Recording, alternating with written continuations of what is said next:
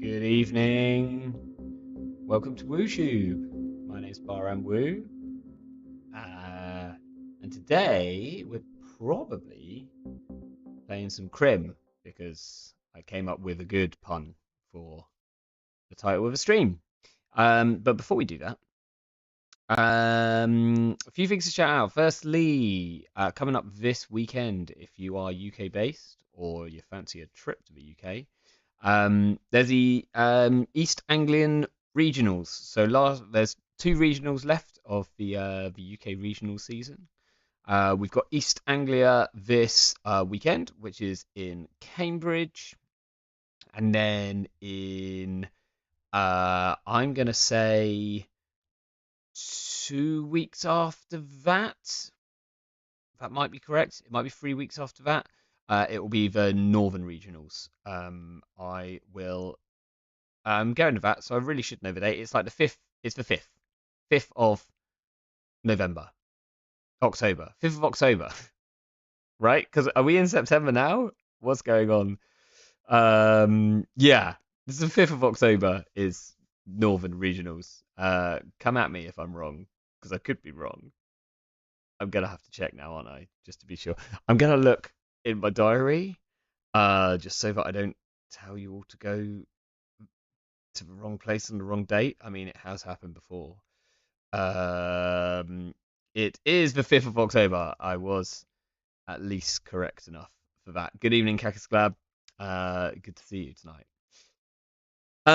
But yeah, this weekend, East Anglia. I believe there's some tickets remaining, but not many. Like less than 10. So if you were thinking of going, I would probably recommend just grabbing a ticket before they do sell out, because I know they do have a limit. Then obviously Northern Regionals, as I mentioned, which is definitely on the 5th. That's going to be in Sheffield at Patriot Games. I will be there, probably playing some Jank. We'll see. I'm probably playing Arasana. That's pretty set in stone, I think. Haven't decided on Corp yet, but it might be something nonsense. We'll find out. And then also, obviously, a little after that in November is UK Nationals, which is going to be in Bristol, in my hometown, which is going to be good fun. Firstly, if you are a viewer of this channel, and not coming, then I will be streaming um, the whole thing. I won't be commentating on the Friday on the team event because I will be playing in the team event. But then I will be streaming and commentating on the whole of the main event and Top Cut on the Saturday and Sunday. Um, I am pretty sure that we're going to have zero technical problems because there are never any technical issues on WooTube ever. So I'm sure it will be fine. But yeah, that's going to be really fun. That is in Bristol. And if you were thinking, well, that's all very good, but I don't really know anything about Bristol and I don't know how to get there and I don't know what accommodation is like or where I should eat when I get to Bristol, well, you are in luck, my friends. I have put together a little like FAQ document on Bristol for people coming to UK Nats who just want some like recommendations. Firstly, on like just getting here and maybe booking some accommodation so that you've got some ideas of where you might be. A little bit about Bristol itself and how it's split up into areas, and then some recommendations for places to go. I have hopefully linked this already in the show notes. It was a really big, ugly link, and it's probably only it like links to the UK Discord that I the UK Netrunner Discord, which I have posted this to. So maybe you can't see it if you're not in there. Maybe I'll add one to. I'll probably put one in GLC as well. If someone gets a chance and during this stream and could click on the link, which I really hope is in the show notes already, I don't actually know how, like whether the description like updates automatically. I really need to look into this kind of stuff. But if it's in there, if there is a link, someone can click it and tell me if it actually takes you through to a document. That'd be really helpful. If not, I need to find somewhere else to actually like properly host this, I think. But essentially, I thought I'd have a quick gander through here so that you know what is in here. The little contents. There's some stuff on traveling to Bristol, particularly from afar, from international. So the best places to fly into, for instance. Then traveling to Bristol in and around the UK. So either once you've got to your airport of choice, or if you are just getting here from the UK. A little bit about traveling around the centre because parking's a bit weird, and some info on the buses and how to get to the place where we're actually where Sparks, which is the venue, how to get to the venue from the train station. Then this very helpful little map, which essentially breaks Bristol up into these little areas, because Bristol is this very like this is this area, this is this area, like London if you've ever been to London, but much smaller, and you can walk to them all. You don't have to get a tube. And highlights a couple of the areas which I mentioned in the rest of the document. It's got some stuff about the hotels, how much you could expect to pay for hotels, some cheaper options as well, like hostels. These are all like super close to the venue. Kagasklab says the guide must include something about Portishead, right? The best thing from Bristol. Portishead are actually from Portishead, I want to say. Or that, well, maybe they're not from Portishead. They're certainly named after Portishead, and they're named after Portishead because it's meant to be the dreariest place that they know of, which is quite funny. Portishead are very cool and are from Bristol, as are Massive Attack and Banksy. And Banksy is rumored to be a member of Massive Attack, but no one's got that down on paper. There's a few other there's a lot of other good people from Bristol as well. Portishead are very cool. And then there is like all of my recommendations for places starting from the morning. So good places to get coffee, from like the best place to get like a serious geeky shot to some places which are very, very close to Sparks. And then food places, some cheap and cheerful options which are good for sort of lunch or a a cheap dinner after the event. Some slightly further away options if you're up for sort of trekking to somewhere a bit more specialized. You want something and you're happy to have a little bit of a walk. Um, some slightly higher end places if you want something fancy, including some really fancy places like Adeline Yard. But if you're coming for a holiday in Bristol and you want really good places to eat while you're here, man, there are a lot of good places to eat. I know, I've worked in several of them. But yeah, these all come like highly recommended. If you want something very very nice treat. Uh, Nice little list of some good bars, pubs, and cocktail parlors. You'll see that lots of the places have a little LGBTQ plus stamp. Essentially, none of these places, I think, I haven't put a single place on here which I think wouldn't be uh, sort of welcoming, but all of the places with LGBTQ plus in their description have publicly stated themselves as being a safe space for LGBTQ plus community. Um, so these are all places I recommend for either beer or bars to sort of hang out in late at night. Some fancy cocktails.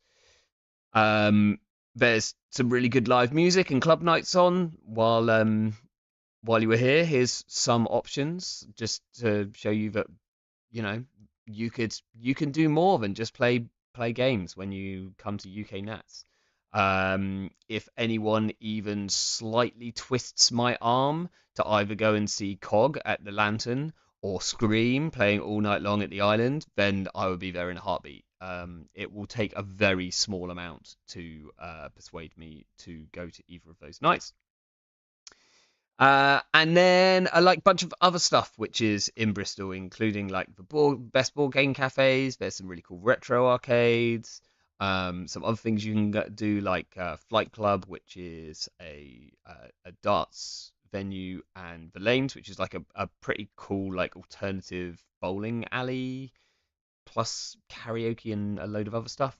Um, and even some slightly more like healthy things like gyms and green spaces.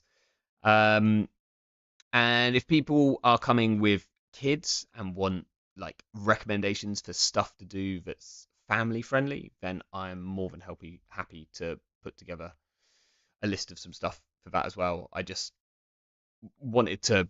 I could have carried on, I could carry on going on for a while. I think Bristol's pretty cool.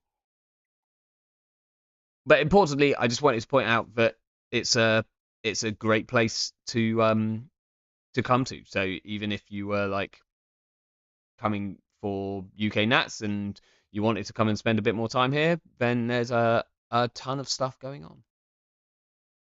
I'm also going to be on Andre's stream tomorrow talking about UK Nats and some other stuff. So you know, drop in there and heckle Andre with me. Cool. Okay. Actually, before we jump into what I'm going to play today, I did notice. So there was a few cool things from the weekend. Firstly, shout out to my mate Bing from Australia. He came fourth at Australian Nats with this pretty cool out there lat deck. Like really kind of interesting. Two diversion of funds, trick shot and Pretty Mary, and then like labor rights to get back those really valuable like run events. Uh, I've asked him whether he thinks that two labor rights would be better than an Ashen Epilogue and a labor rights, but he does have a tendency to draw through his deck like Billio, so maybe the Ashen Epilogue actually like is pretty good here. Hey Liam, yeah, it's going good. I've been at a wine tasting today, so um, if I seem ever so slightly merry, I'm not drunk. I've just been tasting wine with people all day. So it's going all right.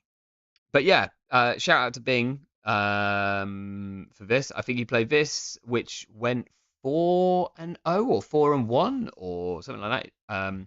And then he played an Ag Infusion list, which is is different. Is a bit weirder. And then the other, like, we haven't got I don't know if it's up yet. Let's see if the results are up, because I think the winner was a Mercury deck. It either won or it came second. I'm unsure. I think it might have come second. Yeah. So Jaden hasn't posted their Mercury list yet, but this Mercury deck went undefeated all day. I know on the results there's like one draw, which I think might be an ID. It was single-sided Swiss, but I think Jaden was like very, very firmly in the cut from like the start, like from early on, mainly because their Mercury deck just did not lose. So I was interested in what this Mercury deck was. I was like, oh, is it like Divide and Conquer? Because that is a fun Mercury deck, which seems to be doing quite well for quite a few people. And it isn't, but what it is pretty cool. And I'm gonna try and rebuild it. And then when Jaden posts their deck, then we'll see how close I can get, how close I got to their deck, because I know a small amount about it, but I reckon that I know enough to rebuild it. So I know that its only breakers were 3 copies of Femme Fatale, or I assume 3. Like, I'm pretty sure it's 3. And that they were on Spark of Inspiration. Um, Probably 3, but could just be 2. We'll start with 2. And I know they were on a Twinning, and that will definitely be at least a 2 of. And then they were on prepaid voice pad to charge up the Twinning, and Hermes. And I think like Hermes was a very big part of their game plan, so I'm kind of assuming they're on free. And I know they were on a spicy 2 copies of Reprise. Now this is all I know about the deck, and I don't know for sure that it was free prepaids, but I kind of think it probably was. I don't know for sure that it was free Hermes, but I also kind of think that it was, because I think that's like a large part of the game plan. So then I'm guessing it was just like a ton of like whatever um event you can find. Maybe it was a first spark of inspiration, because I can't actually think what else this influence would be spent on. Like maybe a Mary, actually. Like I guess it could be a Mary, um, and then something else. Um, but like they'll be on inside jobs without a shadow of a doubt. They will be on Gambles. We can be pretty sure of that. I would assume that you would still be on Bravado. Whether you're on Doof as Mercury, it's like a tricky thing. And oh yeah, rejigs is what I've forgotten. Yes, Cactus Club, they were on free rejig. That's something else that is 100% a part of the list. Or like, I think it's free rejig. I know that they were on like Fem was their only breaker, and they were on rejig with it, so I kind of expect that. Now, there is an issue if you're on Fem as your only breaker, that you run into Tattoo Bowler. So I'd be really tempted to put in like a single copy of either Kurupira or Banner, just to like deal with those issues. Banner's a bit awkward into like Bran. Doesn't get through Bran. I wonder if like Banner plus any way of decreasing the strength. They still get to fire that first sub though, which is really bad. So let's assume that they were on 3 of these. Let's assume that they were on at least a couple of diversion of funds. But I would potentially say that they were only on 2, but maybe I'm wrong there. And then they must be on class act. This is like actually something that I really do like, and I'm gonna say that maybe they were even on as many as 3, because Spark of Inspiration with class act is really nice, because you can not draw your Fems before your Sparks. So much so that you might even be on Blueberry Diesel. Not totally sure, but maybe. And then what else? I guess like this really like would hurt if you run into SDS style decks, right? You don't want to run into SDS style decks with this. Maybe you just win before they score an SDS, um, or you just spark out another one afterwards. It might have been a window of opportunity, but there might have been a window of opportunity. It's like a good enough card just as it is. Oh, I think someone told me that they might have been on a copy of Capybara. I can't. I'm not 100% sure about that. Then I would personally play Carpe Diems. Whether that's right or not, I'm not sure. But they're money, especially with prepaid voice pad, and you don't actually have to make a run, so they always feel quite good. Uh, and then maybe this like kind of looks like the deck which is probably playing a number of Estebrados, maybe two of them. Maybe we do play just a third Spark, and I guess the rest is like more draw or just like daily casts. We've got enough like prepaid targets here, right? All of these are actual amounts of, apart from rejig, all of these cost money. So they all will trigger off prepaid. Oh, I guess maybe we're also on one or two Chesva. No, because we don't want to pull them with Spark of Inspiration. It might be on like May. No, you wouldn't be on. You could just play for prepays, couldn't you? You don't need to be on Maybe. Test run to get a Fem back. Might be. I think you just spark them. Like you might be on. I think you'd rather than test run, you'd probably be on retrieval run. Although test run plus rejig is like kind of as good, but then I'm not sure. So maybe you then just play like casts for money and Earthrise. I would genuinely be tempted to put Blueberry Diesel in this. Uh, could even be on like Shutdown, right? Anything else make sense in here? Maybe a leg work. Probably don't need leg work. Maybe it's on a pinhole threading or two. Just to, well, probably not running remotes, right? Boomerang seems like a good card.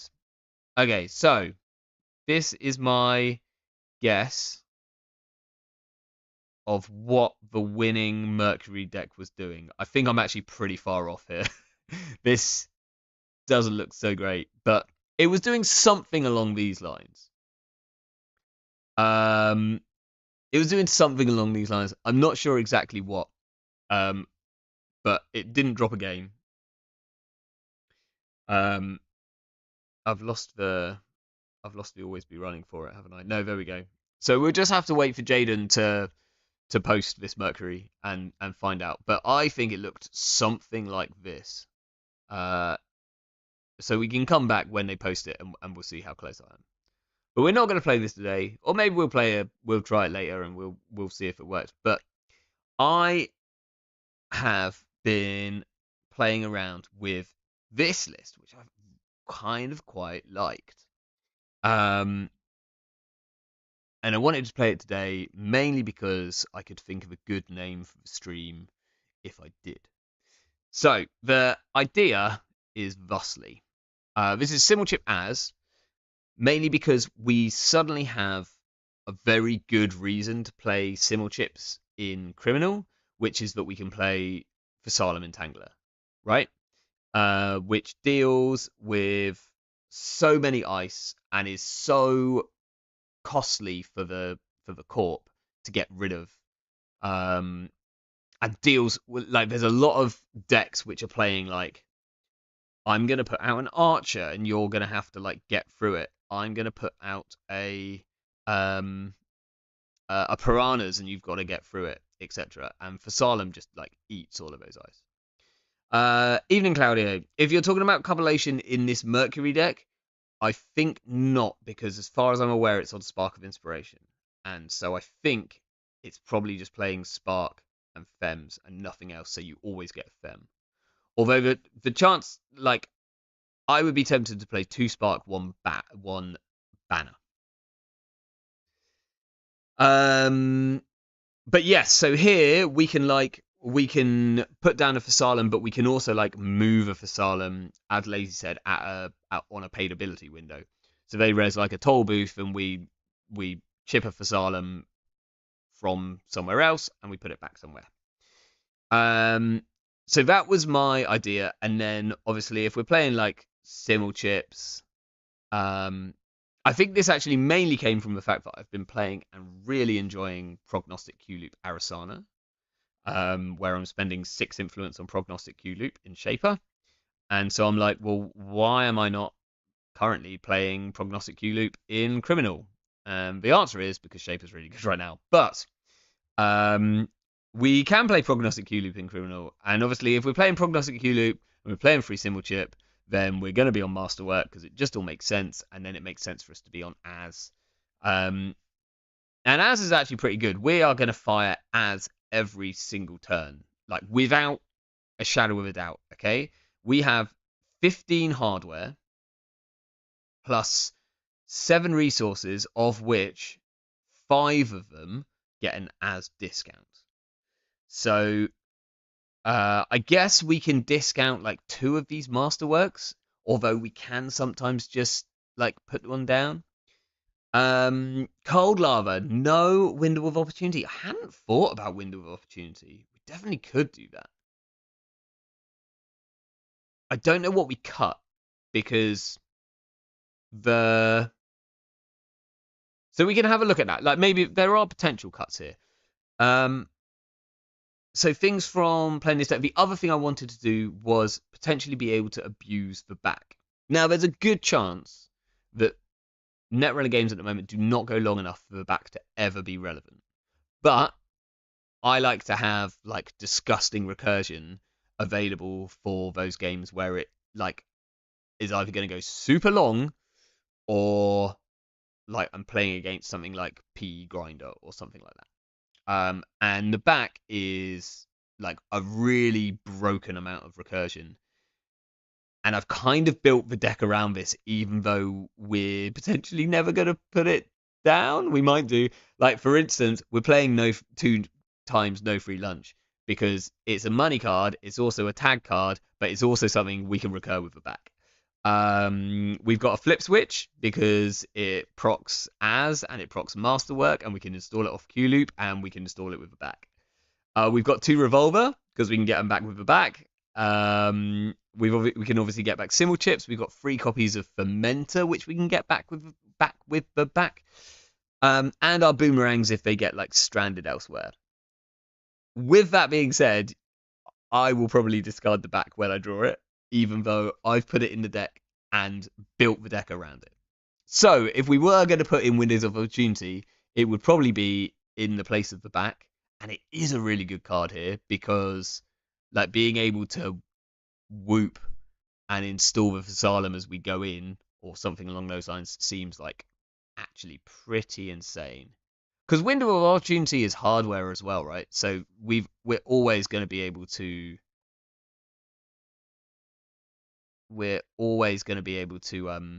install stuff. 1 program or piece of hardware from our grip. Yeah. We're just not on Saucy. I would want to be on Saucy. Being on Whoop. And like that would mean like maybe we play Saucy instead of Chesva, but then we're putting in like 6 cards, taking out 2. And Chesler's really good with the whole masterwork prognostic Q loop. We're playing biobands because we have Chesler. I mean, these biobands can come out. They could be something else. Uh, but I don't know what. They're like a good draw card. I guess it could just be like a nuker. It's probably fine. And something else. I don't know what else. Is Alarm Clock worth it? Almost definitely not. No pinholes. Yeah, I'm so down with just playing decks which don't have pinholes in, and then going like, oh, I don't have a pinhole. You know what we should play, which we could like put in for this influence. We should play a Light the Fire. You know why? Because we can get it back with the back. Um, but yeah. I don't know if you need to be on Saucy. If you're installing Saucy with Whoop, then you're not installing Silent Boomerang Crimulchip. Yeah, that's fair. I think the thing is with Boomerang and Crimulchip, I normally want to be installing them off the Masterwork, like anyway. But being able to install like the Fasalem is like pretty rude. I definitely like that. Alarm Clock is an interesting one because occasionally it's been really good, but almost always you'll put down an alarm clock and then the next turn they'll put um like a pop-up window in front of HQ Ice or something along those lines. So there's a very good chance that alarm clock is not correct and is actually only correct in decks where you have some way of manipulating ice, whether that be like Hippo or the crew or something. You know what? You can hey, I didn't consider that. You can pull back the crew with the back. It's got a trash can on it. I have tried to build this deck before because I tried to build and it didn't work, but maybe I need to rethink about that. Wait, you can whoop down the masterwork and get the masterwork trigger for the run, right? Great question. So window of opportunity says you may install one program or piece of hardware from your grip. So you'd install a masterwork from your grip. Then, new sentence, run any server. So yeah, technically, that's a lot of triggers in like that. You can pretty much empty out an entire hand doing that. Like you're gonna install the masterwork, that's gonna draw a card. You're then gonna use the masterwork to install a thing. Yeah, I mean that's kind of nuts. Um, Trap. I like being on Hermes. If on Whoop. Yeah, yeah, that's it. And like it's definitely meaner if you're on Hermes because you always have the chance of like I'm gonna steal an agenda and your ice is going back to hand and you can't de-res it. Um, if only you know what else we could pull back with the back if it was legal, which obviously it's not, which is hilariously good with window of opportunity. This card. uh I think I can't remember who it was, but someone was I'm pretty sure someone took Criminal with DDoS and Whoop to EMEA for the throwback tournament. Because I suggested it. It's very, very rude. It's incredibly rude. Um so this is the plan. Now our win con is one copy of Waking Plant and a Docklands Pass, which is the classic Crim. Well, DDoS is inside job. DDoS is a broken ass card, but um is not legal anymore. But would be like DDoS in like what do you call it? The Jitinho Crim is like potentially disgusting. I mean, that would be another win con. Like we take out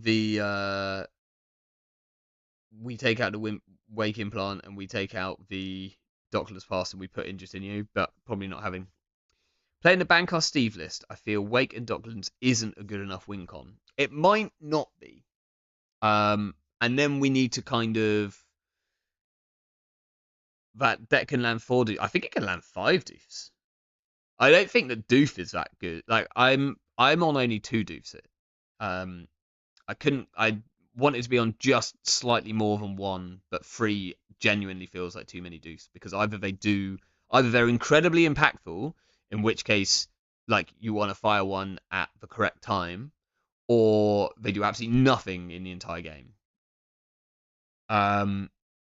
Yeah, it is the one issue with Bankar Steve, and I kind of feel like it should be on 2 wake implants because I think if you're not, you need to be like charging a wake implant from like turn 1. In my opinion, but you know what you're gonna do. I don't think there is any other potential win cons in Steve unless you were. No, but I'm not going to mention it because it's a very dumb idea. My preferred Simmel as is Slap Vandal Poison. Yeah, Slap Vandal Poison is very, very fun, especially if you put in some you can play like UAVs with it as well, which is like pretty nuts. I want to know if you can cram a twinning and well, we've already got the Chesva. We could do twinning. We could do twinning instead of biobands. Kind of quite easily. Obviously, we're on like a single twinning, and if we lose it, we're a bit buggered. I was thinking today about importing a Mary and a card to get us some additional accesses, but unfortunately, I believe that Nyashia, which would be the best option, is free influence, so we can't afford that plus Mary, which is a bit of a shame. And then I was like, well, we could do Mary plus Exa because we do have enough recursion to bring this back, but this is also free influence, so no good either. Although maybe just a single copy Mary is fine because then, like, we get a wake charge, and we only need 1 wake charge to see like 3 cards off R&D. The lack of any sort of R&D interface in the current yeah, if we just had R&D interface, like, because that was 2 influence as well, and it's a hardware and what have you, I would totally play 1 R&D interface, 1 Mary, and then call it a day. Like that would, like, then you're seeing 3 a turn. Like that feels pretty good. Mary goes down for 3. Mary plus wake, like we could genuinely try that. It's slightly worrying that unless we've got the wake down, the Mary is going to do absolutely nothing. Like, I probably want to be on some jailbreaks or something. Either that or we can drop like 1 fermenter plus a bioband. We'd have to drop 2 biobands. My problem is we need to break into 2 servers consistently. Well, I'll tell you what. Oh, and this is okay. So let me get back to the alarm clock thing because I started my thought on it, and actually it got to a different bit. So the whole alarm clock bypass thing is not very good because the minute that it's relevant, they will put another ice in front of HQ. But what this does allow us to do is get a clickless run on HQ, which when we're charging up the wake is actually really, really good. And I've actually found it pretty easy to run 2 servers. Like you're saying, it's tricky to run HQ and run R&D. I found it with this deck so far. I've played about 2-3 test games with it. Seems fine. It can get into servers pretty well because Boomerang is a hell of a card. Alarm clock is Bankar at home. That is one hell of a at home statement. Yeah. Yeah, probably not. Otherwise, if someone else has got a a smashing idea for WinCon. We don't really have the MU to play Stargate, unfortunately, because that would be the other thing which I'd like be tempted to play. Um, and yeah, I can't really think of anything else. Preferably, like ideally, we'd want something which is either a program so that it doesn't matter if we lose it because we can Crimulchip it back, but that gives us potential problems with MU. And there is a good chance that we need like one copy of T400 Memory Diamond in here. Um, but I'm gonna see if I'm just gonna assume that we can get away without it. So yeah, we're just gonna play like good criminal style. We're gonna put on some pressure, and then we're gonna win off singles and a wake implant. Done. Crim just lives in HQ and only HQ. Yeah, kind of. It definitely feels more like pilled on that. Like even like like when they got wake implant, it's like yeah, Crim has got like R&D pressure, but that R&D pressure is based on HQ. I'll tell you what. Actually, so what we could do with these biobands. These biobands are fine. They're good with Chesverb, but they're not. But they could go, and they could become Stoneship chart rooms because A, we can get them back with the back, and B, we can use the charge to charge Wake Implant, which actually makes Wake Implant like a bit better. Like we can get one run on HQ, then we can like if we need just those like wins. Plus, we can pop a Stoneship on the corpse turn to get an extra class act draw.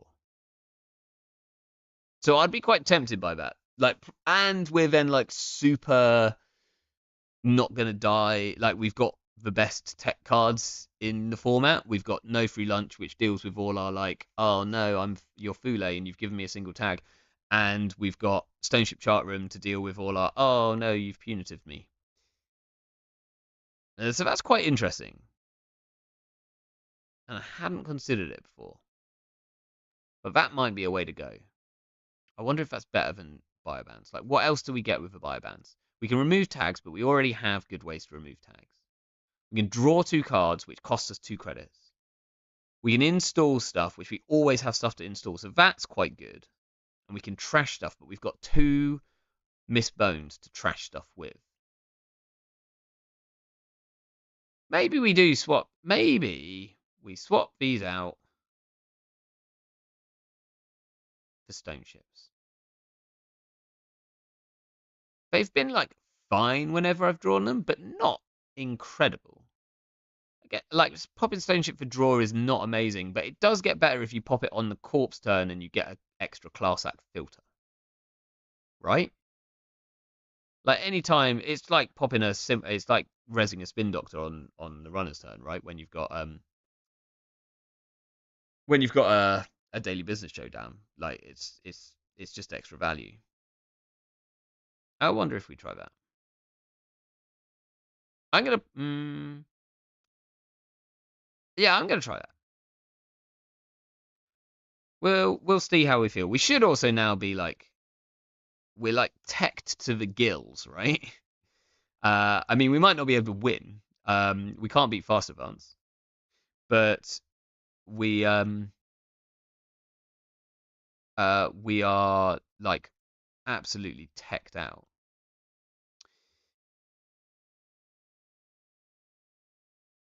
So now with this in mind,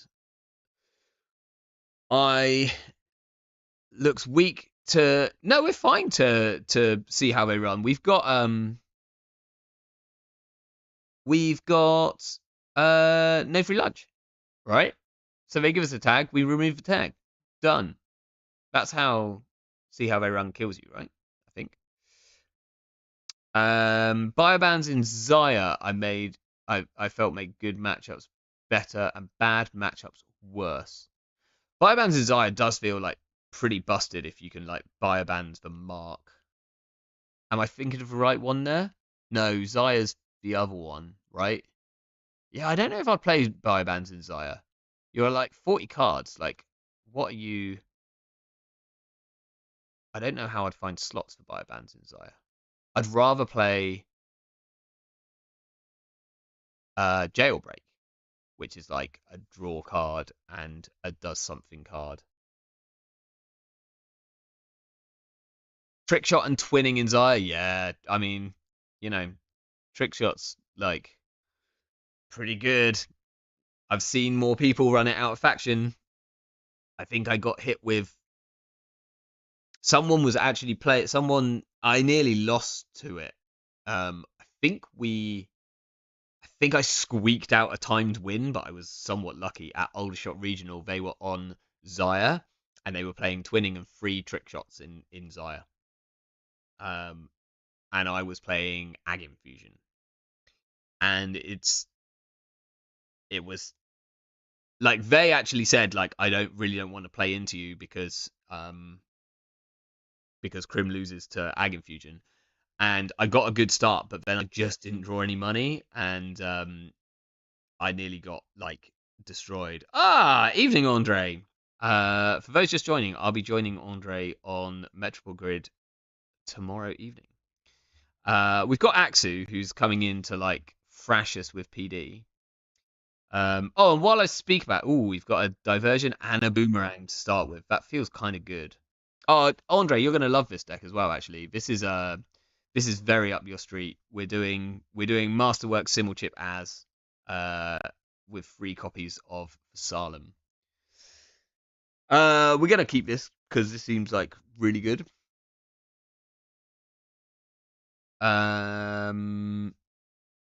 Speaking of Axu, okay, what do we go? I think we go like, do we go Boomerang Doof like turn 1? We can go Boomerang Doof, and then we can go and clear out this server as long as it's not exactly a Tranquility home grid, because then we will not be able to afford it.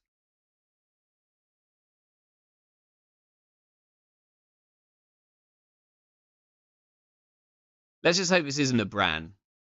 Oh, it's a tattoo. Oh, that's upsetting.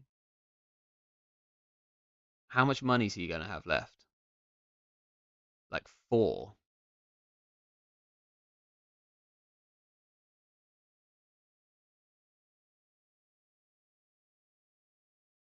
Um,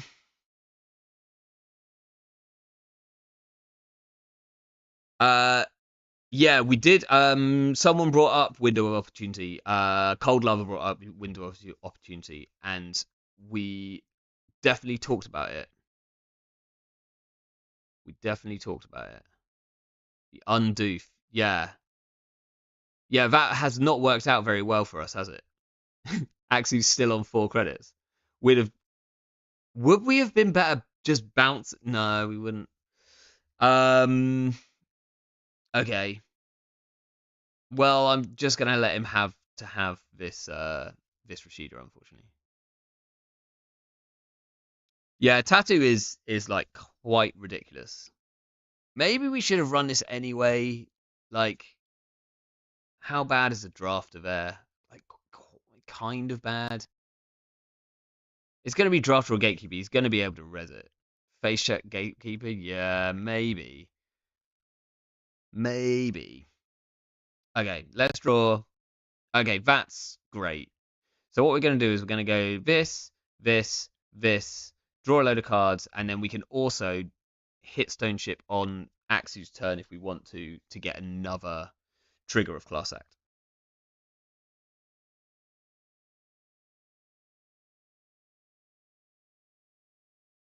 Okay. Well, that's a lot of money. Do we think we can get in here is the really big question.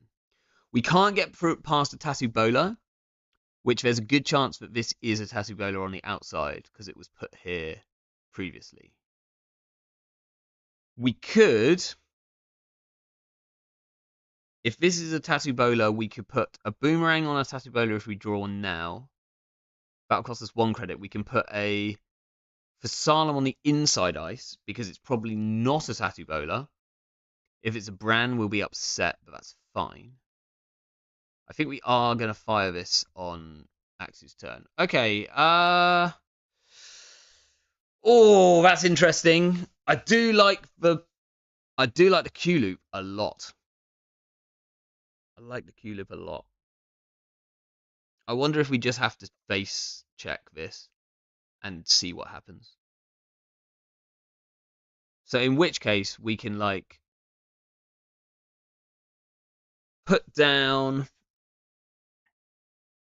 So we can put down the masterwork and see if we draw into something. That's going to cost us a credit. We can then like bravado the remote installing the prognostic Q loop, but then we don't get the prognostic trigger. Slightly upsetting. I really want a bravado, but I want to put down the prognostic Q loop first, so that we'll just do this, and then I guess we should put down the masterwork. No, doesn't really make a difference. We're just going to check server 1. We'll look at the top 2. It's a simple chip and a bravado. Okay, it's not. Oh, we should have put down the masterwork first.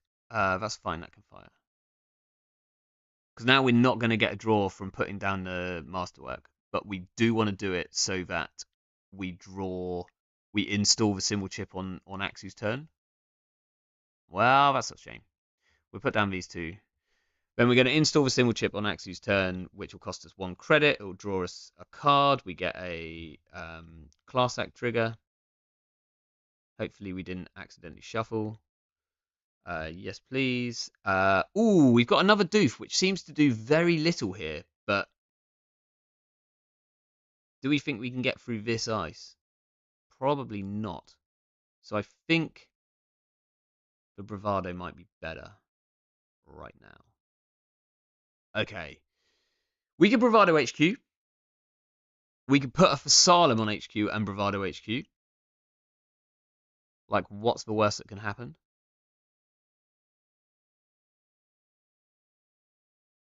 I think we put a Fasalem on HQ and bravado HQ. We'll choose HQ. We'll do prognostic first so that we see the 2 cards. We've got a class act into a boomerang. So if we install the symbol chip from hand, we'll draw into one of those 2. Unfortunately, I kind of want it on the top. You think the doof was better? Maybe. Choose a piece of hardware on him, and we'll have the boomerang, please. It's a drafter. Yeah, it could well have been. Well, that's mildly upsetting. The question is, do we want to get it back immediately? Might be correct to. Might be correct to. We might want it on the remote. We could put it on the remote and go and run the remote. This Tattoo Bowler is going to make Axu so much money.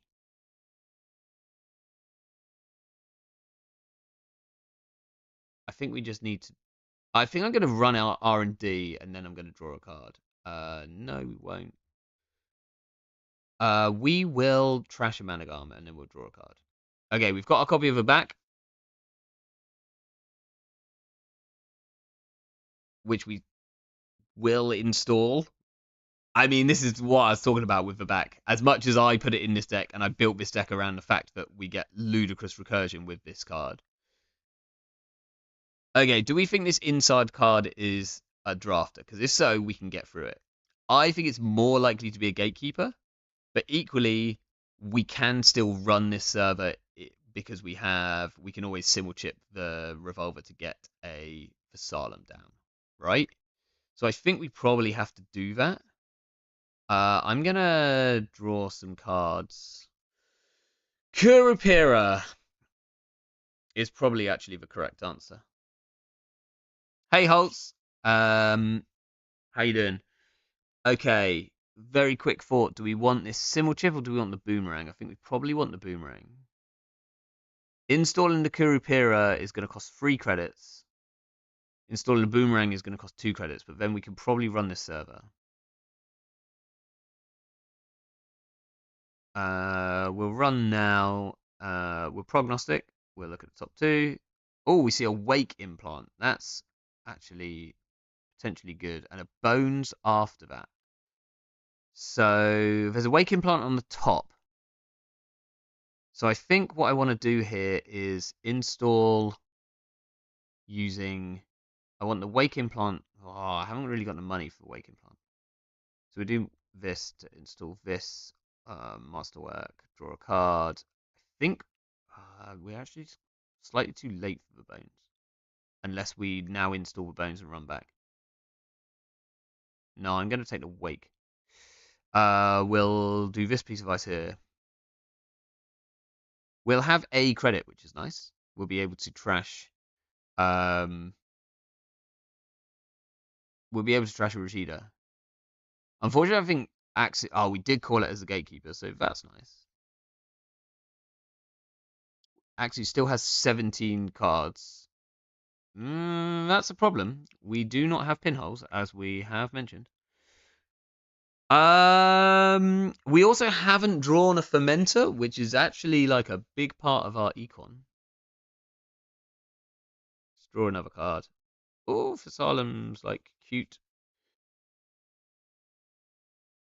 But we have to just take money here. Axie's got a pretty good server he can jam in. Anoetic is a problem. Yeah, they have the tattoo, so I think they've got double tattoo as well now. So we can't challenge this like in terms of money.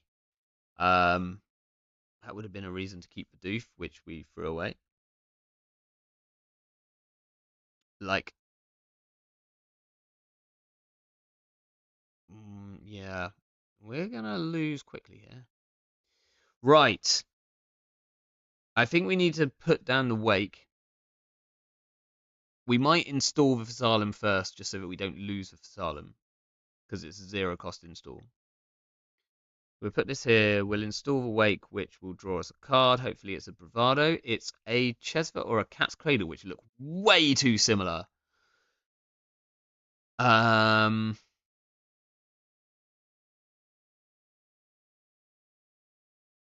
We probably want this. Oh, we lost a boomerang. That's a shame. The Cat's Cradle is okay against the Gatekeeper, but I think it's probably too late. We're going to need like money to challenge these servers, so I think we might take the Cats. We might take the Chesva. We've got another Chesva somewhere. We could run now, but we won't have enough money to steal an Ikwa anyway. I would love to find a Bravado, which we can't play even if we do run. Let's draw one to find a Fermenter. That is a card. Have we installed? Oh, we've already installed with as. But if we don't start gaining weight counters quick, we are screwed. I think I need to draw again. Okay, we found a Fermenter. It is probably too late for it. 2 are out of the game. Yeah, true. And we don't have Dirty Laundries. Oh, that's quite bad for us. Especially if actually sees a... Actually, no, we don't care about Magnet. But install double advance next turn and the game is over. Unfortunately. Yeah, that's pretty bad for us. I would have much preferred that to be an off-world. Can we get through this brand? Not really. I mean, we can put down the alarm clock and we can get through it once next turn for 2 clicks. This turn, we get through it for 3 clicks. So, I guess 2 clicks. We get like 1 run on HQ. That's not great, is it? Really? Okay. Is there anything we can do on Axie's turn? No.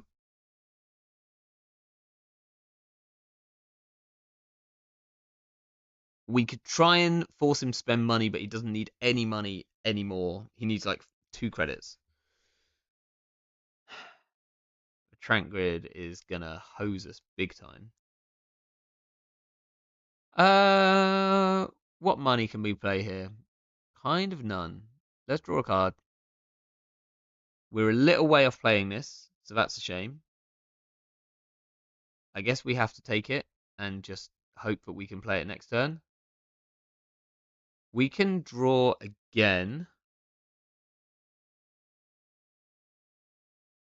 Asylum is maybe cute.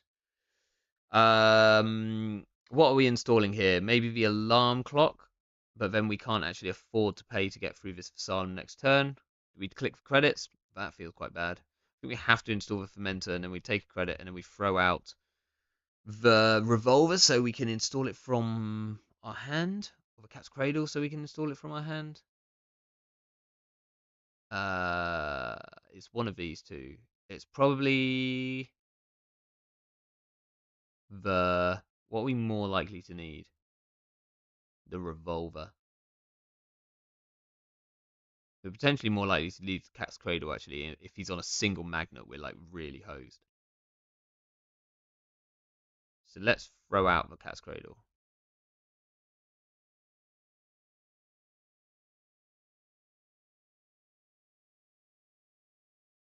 Okay. I mean, oh, okay. Well, that's all right. Unless he might have double grease. He might have double seamless already. If he has double seamless, then just the jam. Oh, there's no jam. We should have put down the. Right, I think I need to already pop this fermenter. So that's depressing. But then we can play the gamble. So we can go fermenter, gamble. We might put down the alarm clock, and then we might make a run somewhere and just see what happens.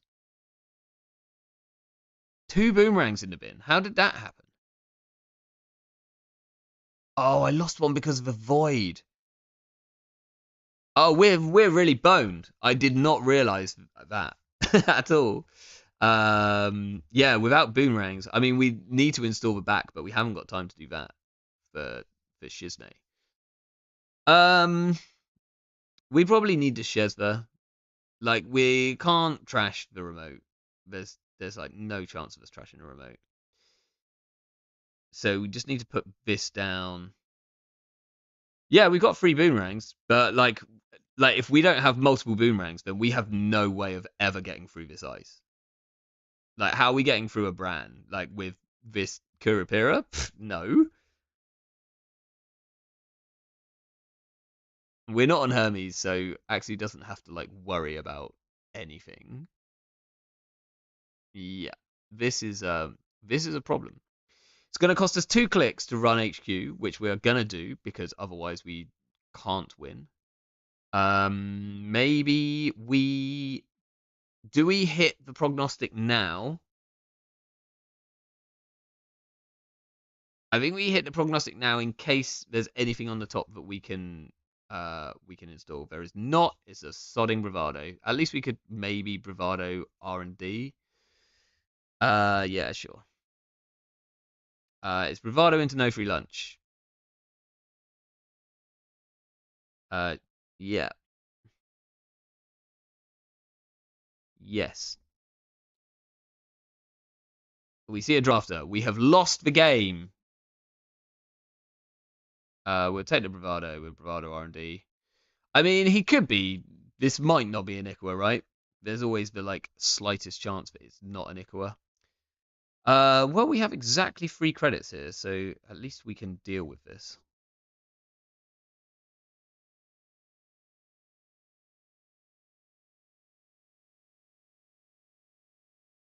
We might as well see an extra one. We see a Rashida, we can't trash it. We see a Managan, we can't trash it.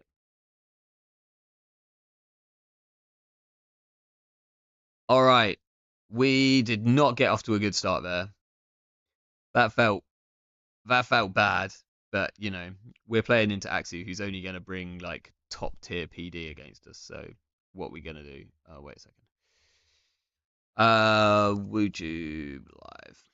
Speaking of Axu, I think next Monday I'm meant to be facing him in a best of five Isla versus PD matchup. I think we've agreed to do it on the 23rd. Um, that is next week. So I should probably at some point practice. Oh, sorry. Whoops. Sorry, I picked wrong side. I need to run. Is that okay?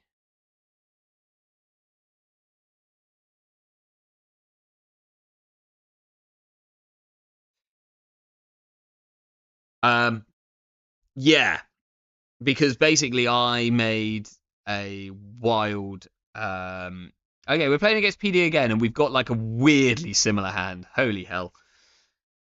I'm gonna keep it. Yeah, I basically made a. What would you call it? Not a promise, but a. I made uh, a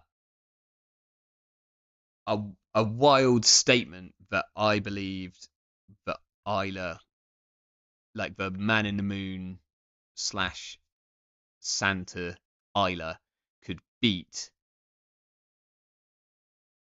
PD. Now I've tweaked the list a bit, importantly.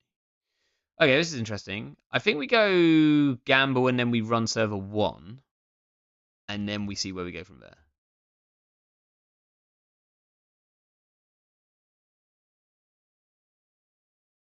Yeah, we're gonna trash this, and then we'll draw. I think we put this down because we get our as discount, and now at least we can't. Yeah, kind of a bet. I think there probably is some stakes based on it. It will probably depend on one of us buying the other one something at UK Nat. Okay, 8 credits. So if they res a free credit ice, or if they don't res a free credit ice, yeah, I think this is fine. So we're gonna go boomerang doof, and then we're gonna bravado the remote.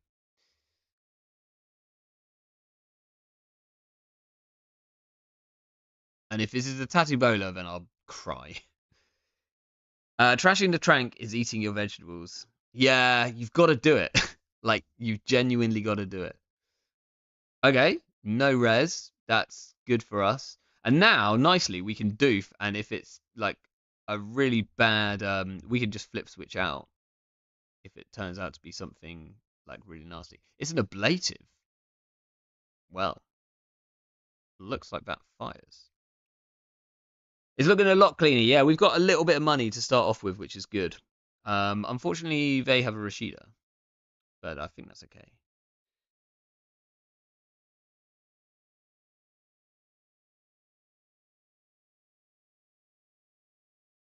Like I think we lost the last game literally turn one with boomerang into doof that turned out to be a tattoo bowler, basically costing Axu nothing. Um, yeah, maybe, but also Mita says the hammer suck if the ablative is their gear check, but it might just be the only one, like the only thing they've got to gear check, right? Um, okay, they've over it in the ice, stranding our boomerang, which is actually a pretty good play. Let's draw into another boomerang. Let's draw into another boomerang. Let's draw into another boomerang. Or are we playing these two cards? No, we might as well just draw again. Fine. I guess you can have this one. Hey Wild Tartuk, how are you doing? Pretty sure this is Yodel PD. Wouldn't surprise me. Definitely seems to be a fun one. Draw with Stone Chip is fine. 2 seconds. But I want to actually draw with. Ooh. I want to draw with Stone Chip when I have a class act down. Otherwise, it's like I'm installing this to draw 2 cards, which actually is. I might as well just draw. pretty much. Okay, let's draw. Okay, well, we found our class act. So, if I draw a boomerang or a Kurapira, if I draw a Kurapira, it's going to cost me 3 credits to put it down. And then I can run, it will cost me 1 credit. And I can pay through the Managarm and steal. If I draw a boomerang, it will cost me 1 credit to put it down. I can run, steal, and possibly even still trash the Managarm. So I think I am going to draw once more in case I draw one of those 2 cards. It is not one of those 2 cards. So now we'll put down the class act and we will install the extension. There's our Kurapira and our boomerang. Couple of turns too late. Kuru charge. Yeah, that's another. I've forgotten that Kuru charges as well. Um, it is. It's valuable if we have to get through a Bran like in a pinch. Um, I'd rather use this for draw or for charging the Wake Implant, which is likely the more valuable thing. Right, can we install Kurapira and Bravado the remote? Not really. Like, as in we can, but then we don't actually get through. Or we don't get through with enough money to trash. So, we might just go and look at trashing this Spin Doctor. I want to put down a Waking Plant, but can't really do so yet, which is a bit of a shame. The other thing we could do, I guess, is Boomerang for remote.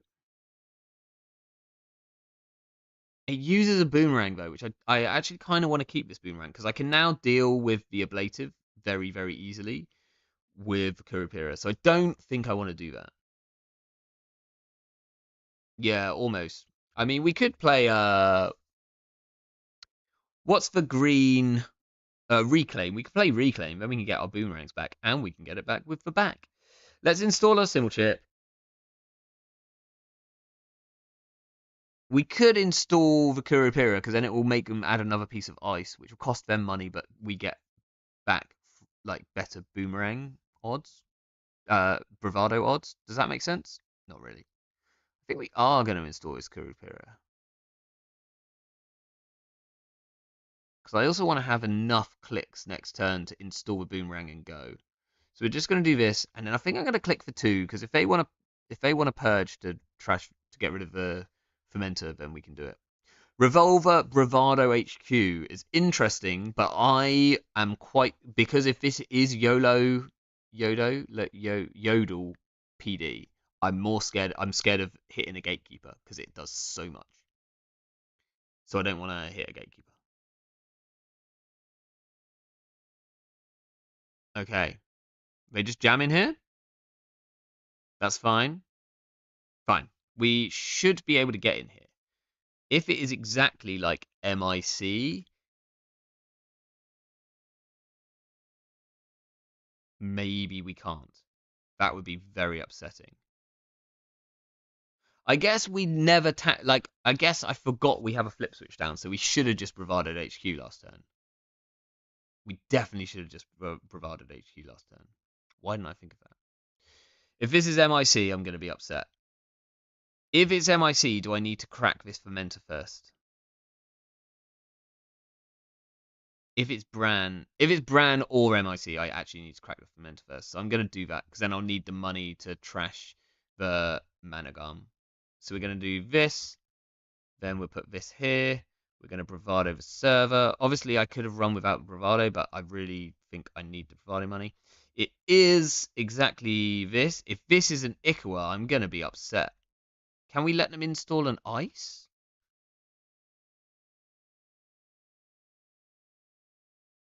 Can we let them install an ice? I don't think so. They've got 6 credits, so I mean, again, if they res it, but if they res it, it's going to be a free cost thing, and they'll still be able to score out. So I think I have to break all of this and hope that it isn't exactly an Ikawa.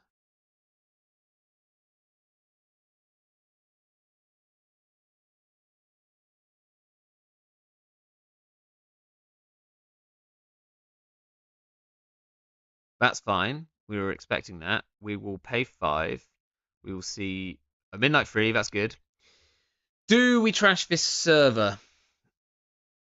I think we're gonna get back the fermenter, so we will have money ticking up.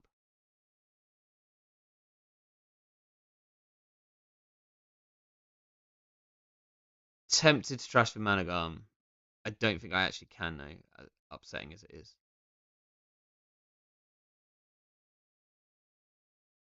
Oh, I forgot we're gonna get bravado money. Sugar. Actually, do you mind if I trash the Managam? I forgot about the bravado bucks.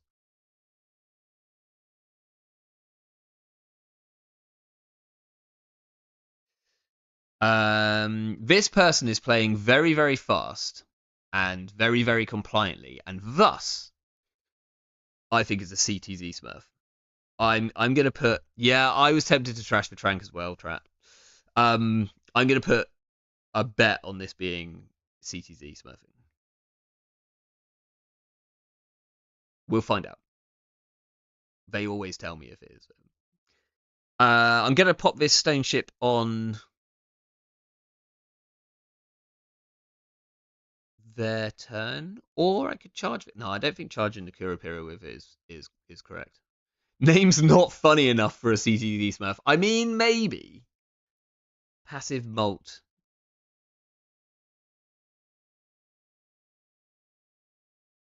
We can face check the HQ ice with Wake.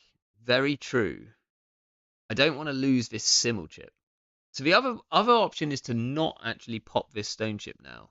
We could like go Crimulchip Wake, losing the revolver, that's fine, it's okay in the bin. Then we could draw.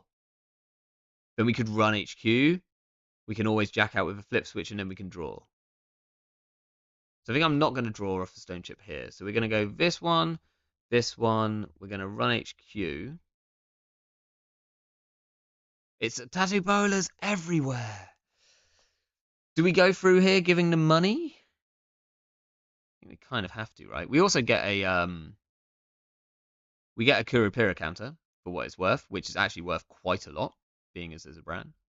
We assume that they switch here. Gatekeeper, we now know about, and then we can draw to get our class act. Chesver or no free lunch? I think it's for Chesver. Yeah, Courier Charge is super valuable. 100%. Like right now, we can always just... We've got enough money to just run this server. We could do that here. Okay, now we can't. We could still do it because of the flip switch. Actually, if this is a tattoo bowler, it's a very bad position to tattoo bowler, right? So we think that this is probably the gatekeeper. Right, I'm going to pop this now, unless I do need to get through here, in which case we could charge for Kurapira. I think I want the draw more than anything. Maybe this is incorrect. Prognostic's really good. As is the gamble. I think we need the money. Let's go.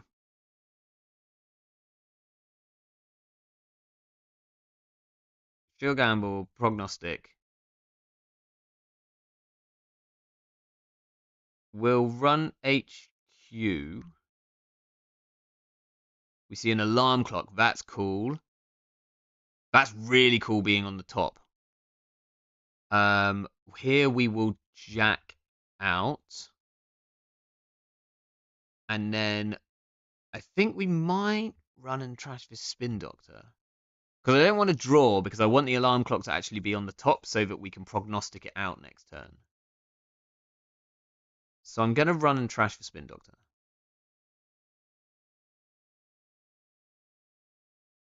before letting them pop it. You know what I mean? Maybe popping the fermenter was correct there. Actually, we might need the money.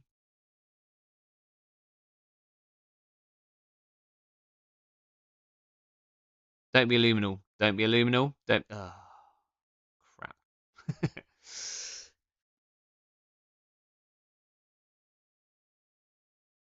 Fine. Are we going to lose to luminal into? Are we going to lose to luminal?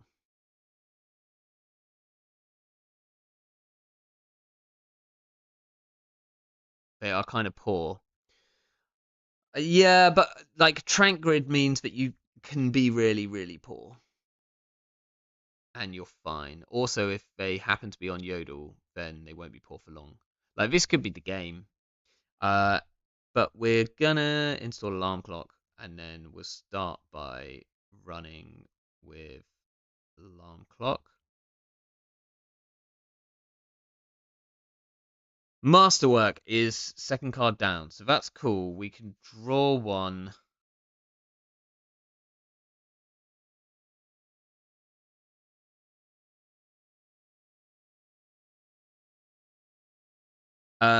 Yeah, we will bypass this draft. Thank you very much. We see a YDL. So this could be Rashida, in which case we're in problems. Got a second wake charge. That's quite good. So we'll draw these, and then we'll install the Masterwork. Drawing a card, it draws us a Shezday.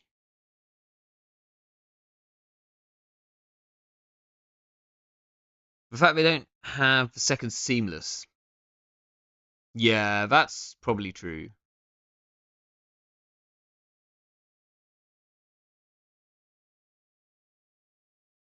Here, we might just fire off this prognostic Q loop.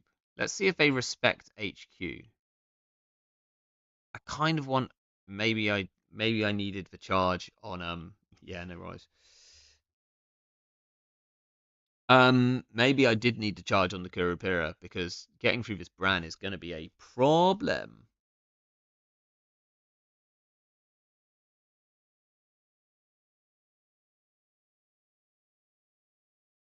Like, I think. Oh, okay, yep. Sudden Commandment. They have a YDL in hand. We know about that. They are at 17 credits. Oh my gosh, they could just win here. If they install, they gain 2. No, they need one more click, right? So they'd need to also have like an RLC to have enough money. No, if they're greasing it down, they're greasing an Ikawa and then they big deal, then they just win.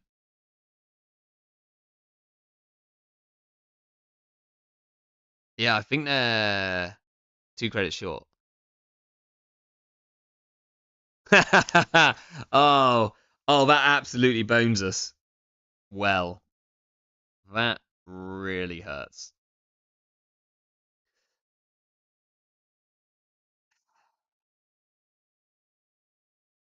Yep. Okay. So our boomerangs do nothing this turn.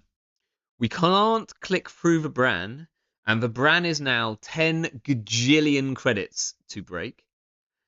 And the Gatekeeper, which we are pretty sure is on the outside of server 2, is going to be 8 strength. And our breaker is a Cat's Cradle. If we find a Thessalem, then maybe we're okay. So Thessalem deals with the Gatekeeper. We then need to pay 7 to get to strength on the Bran, and 3 to break it. So that's 10 credits. We can click for 10 credits for this fermenter. It literally uses all of that money.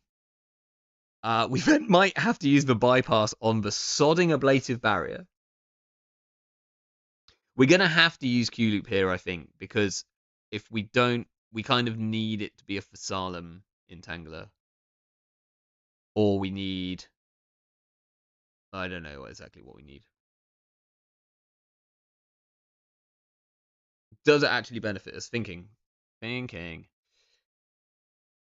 If it's a one cost hardware, it will draw us in. It will draw stuff for us. But the one cost hardware which we have left, Boomerang, which is no, Boomerang's two cost, but it's also useless this turn, unfortunately.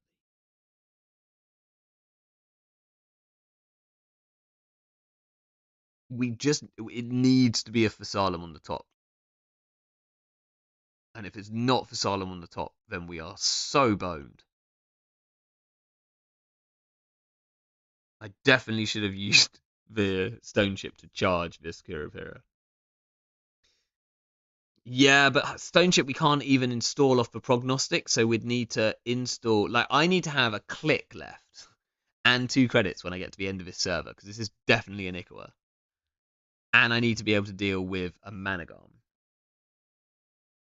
I'm not going to have 2 clicks left. Unless there's exactly a Fasalem on the top. And then I pop the Fermenter and run. No, then I still don't have 2 clicks left. So no matter what happens, I'm not going to have the 2 clicks left to click through and steal an Icawa. So I need an extra 5 credits. I need an extra 7 credits.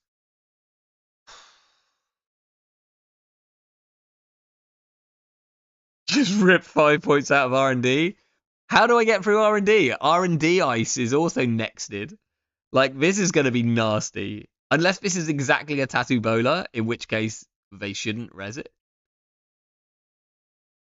If it's a Tattoo Bowler or... Oh, no, if it's an Ablative, then that's bad for us. I think.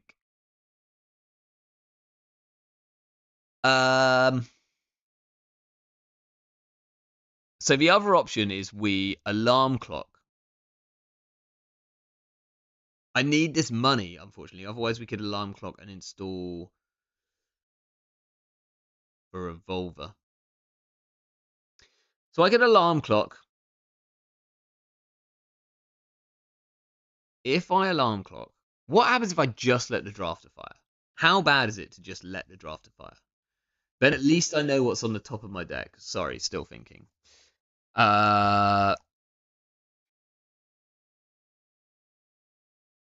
I can click Q loop here. It costs me 1 credit, is the problem. And I kind of might need every single credit. The other option is like just alarm clock running through the drafter.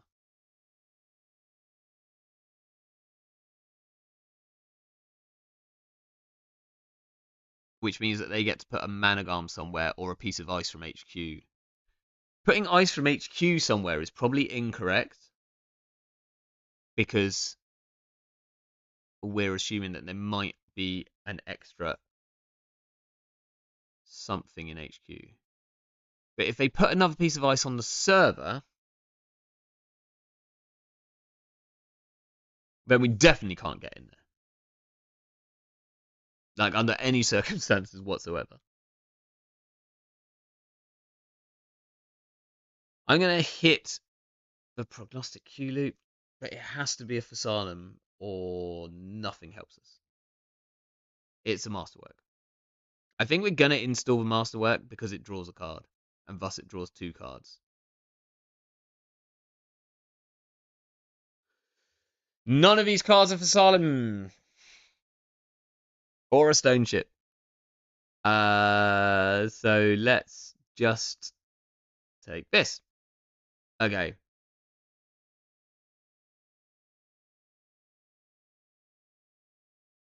So now maybe we run HQ and let the draft fire. If they've got a...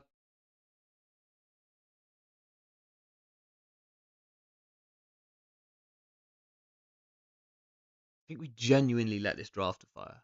It can't be correct, but I also can't see any other option. Because then at least we get like a wake charge. We run HQ, and then we might be able to see 2 cards on R&D. Or an extra card on R&D. But if there's another piece of ice here, and we don't have a Fasalem available...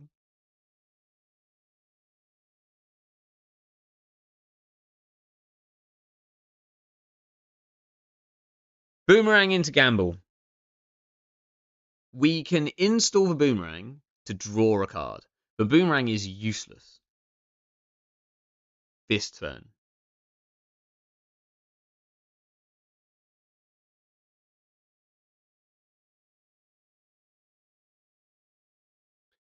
If you give him a draft, they put the mana guard on R&D. Yep, totally.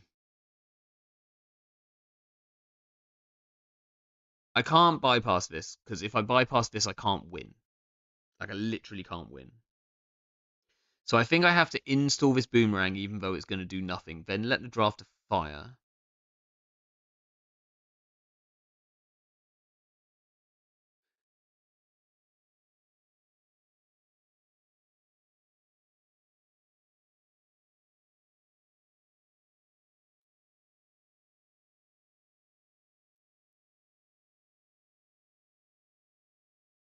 I know this does nothing. But I need the draw.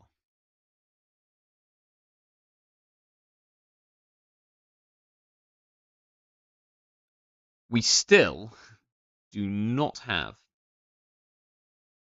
a Fasalem. Okay. Now, the other option here, are we going to run this remote? Because if not, I think we're going to take the gamble. Obviously, the back is no good here. So if not, maybe we install the drafter here and break with the drafter. If we do that,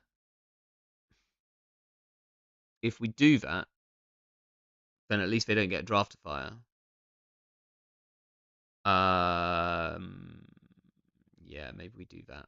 Because I don't think we're getting into this server. I don't think we can.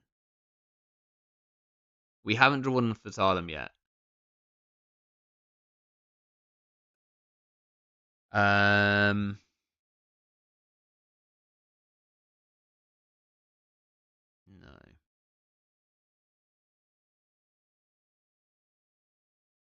Was on me. I was thinking about breaking. Or not. Maybe we should have just spent the 2 clicks. Okay, we see a seamless. Unsurprising. So now we can draw for us for Salem. We really got to hope that this isn't an ablative or a brand, or we're really boned. So we'll draw for Salem. Would we have had enough to get through here? No. We'll click this. Oh, I don't have enough for Ikawa. I don't have enough for Ikawa. Because I have to click this. We'll put the Fasalem here. We'll run R&D. It is a tattoo bowler. We can't break it because we sold our Kurapira. GG.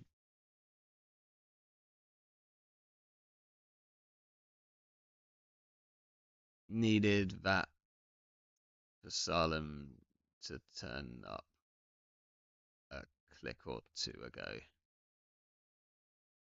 Then maybe I can break the server.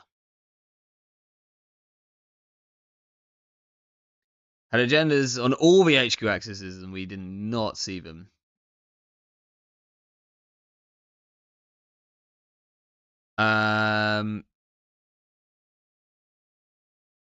Yeah, I mean we couldn't have even stolen a Ikawa off this one. Maybe the bypass on HQ was better there.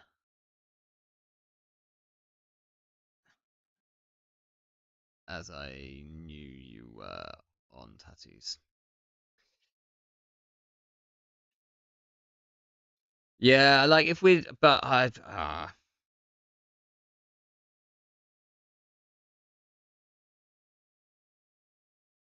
true. Yeah. I don't think you had anything to be worried about, to BH. We really didn't have the pressure we needed.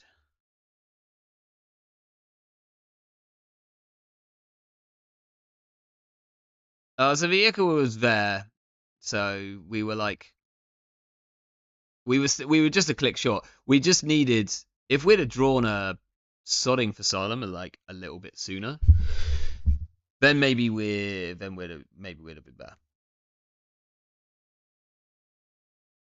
Well, it wasn't a CTZ Smurf. Ah, thank you very much. Yeah, next activation absolutely bones our like entire game plan so badly. I mean, well, okay. So for Salem deals with next activation like quite nicely. Um but like if we like only on the non-barrier things. We're gonna do another one. I don't think this deck is as bad as it's doing, but maybe YouTube Live. Maybe PD is like not a good matchup for us. Holtz, please don't play PD. Please don't play PD.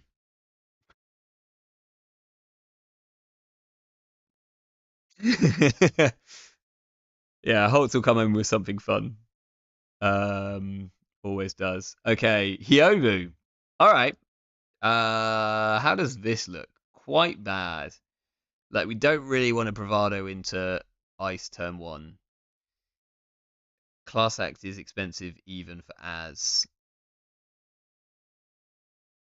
So we'll mulligan this for something better. Okay, prognostic early is nice. I like that. If this turns out to be some, I have a feeling that Holtz will be trying to kill us with the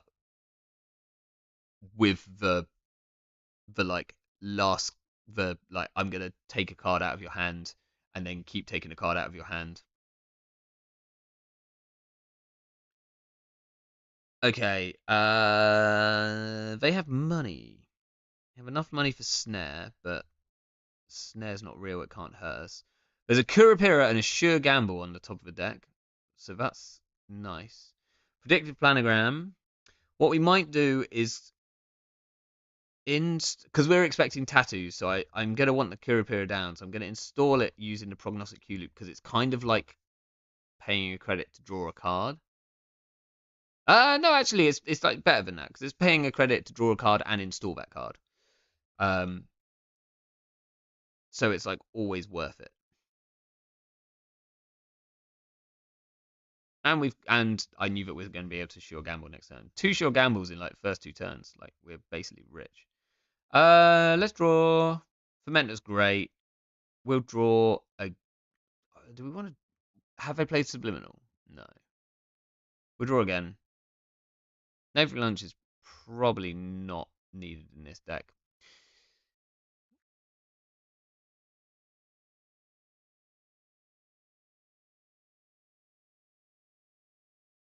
Are we going to have problems with a Nancy and Saisentan? Maybe. We've got Revolver, and we've got a back, so we've technically got unlimited revolvers, right? Kind of. I'm not going to randomly prognostic here because we don't have a masterwork down yet. Another Fermenter is good. We'll draw again. Revolver is very good. I don't know if I want to show that yet. I'm going to put down a Crimulchip because I want as value. And then putting down the other fermenter seems like asking for trouble. We could put down a Chesva, but we're not going to use it this turn, so I don't really like doing that. Maybe we do put down the other fermenter. Let's see if Holtz wants to purge here. I'm quite happy if he does. I think. I'm less happy if he installs him a virus.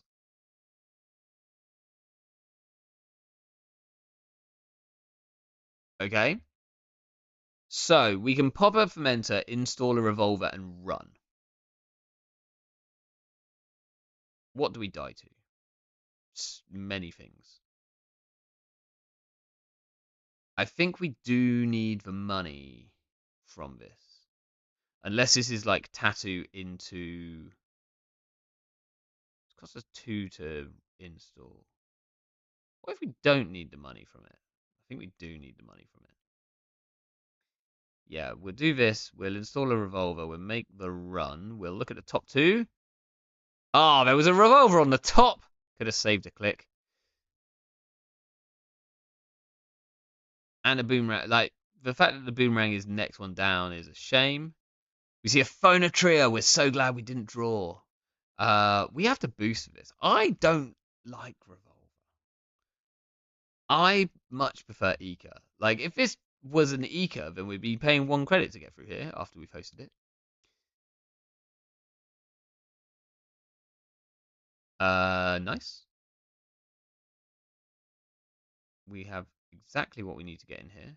Is this going to end up being a Charlotte? Very possibly. Ooh, flower sermon. Um,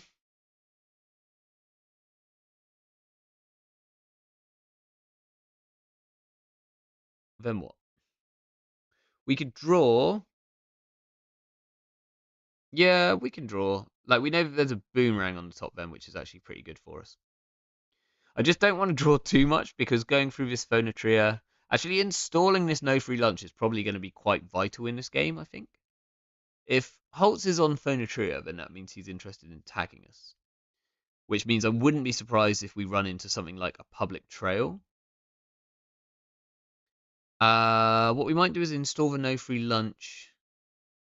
I'd love to put down the Shezva as well, but then I might die to snare. So we might just do this and run R&D and see what happens. We can boomerang whatever is on top. We know that there's a boomerang. There's then a Crimulchip, but we're almost definitely going to shuffle that away. This is a Phonotria. Do we boomerang this or do we go through with a revolver? I think we go through with a revolver. Because I like the boomerang and Crimulchip being on the top. And I know that we're gonna like we've got plenty of revolver bullets and Crimulchip bullets and everything like that. And then we're just gonna gain 2 credits because I want to kind of keep this boomerang on top so that I can challenge all of the ice.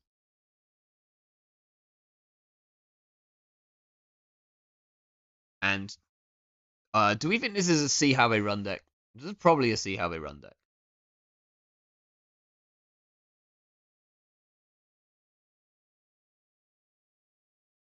Let's go HQ.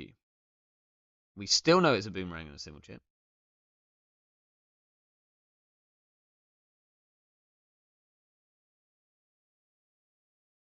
Can we break an Anansi?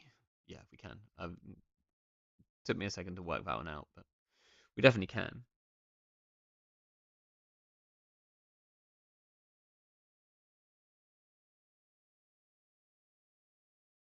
It's a peeping Tom.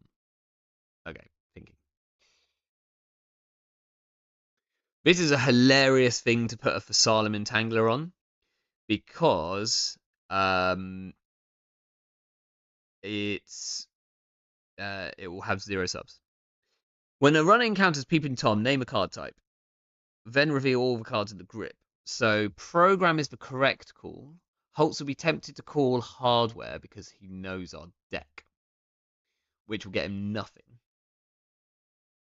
I think we can just let this fire. Because we can always just end the run.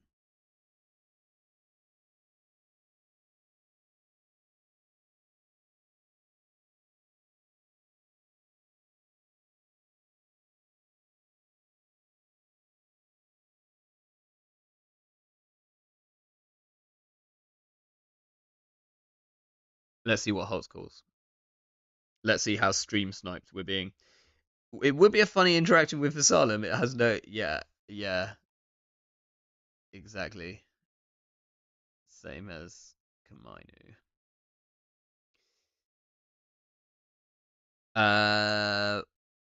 Named program. Oh. Nailed it, unfortunately. We could break this. Do we want to go through, actually? No, I'm just going to end the run. And then we're going to draw, like, the boomerang and the Crimulchip and install the Crimulchip.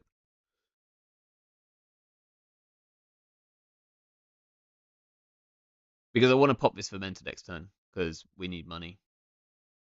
Okay, subliminals. That means we want to run once a turn, but that's fine. We are quite happy running once a turn.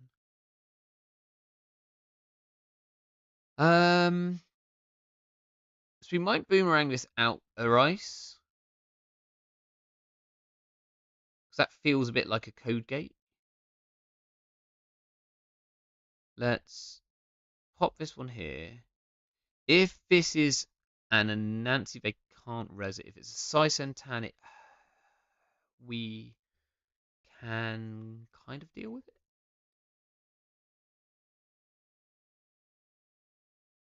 Yes, please. Bravado into Physalim Entangler. I'd have loved to draw that Bravado first.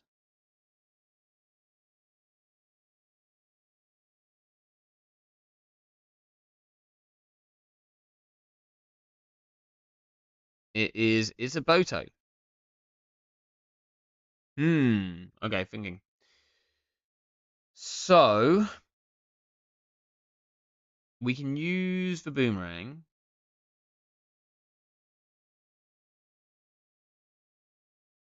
Or we could waste the boomerang.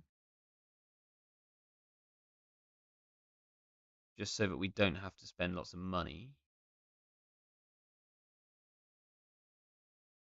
This is only if we completely break it. Well, that's like kind of an annoying place for a boomerang then. I'm actually tempted to not break this. As in, just to let this boomerang fire. We'll get it back with the back. Probably. And then we could then draw. We don't have enough clicks. Do I want to go through here? It's like 6 credits and then 2 credits and then like 3 credits. I think that's too much money. So I think I'm just going to do this.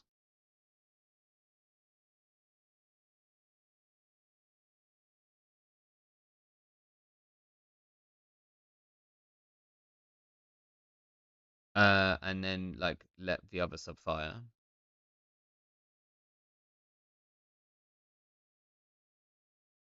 And then we're gonna draw the Bravado, and then we can Bravado HQ next turn, putting the Physalim on this Peeping Tom.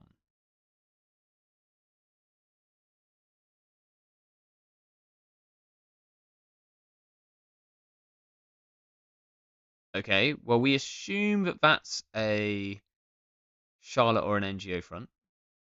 In fact, we put the Physalim now. Then we'll go HQ. We see a diversion. Oh, that's fun. And a class act. Let's see if there's any res here. There is not. Pay 0 to bypass encountered ice. Yes, please. Steal an Issei. That seems decent. So then we can draw. I've forgotten what the other card was on top that we saw. We'll deal with this. And then we can doof next turn. So maybe we draw once more. Class act is great. So next time I think we can just doof. Clicks 1 and 2. Oh, wow, there's no point in doofing anymore. It was a longevity.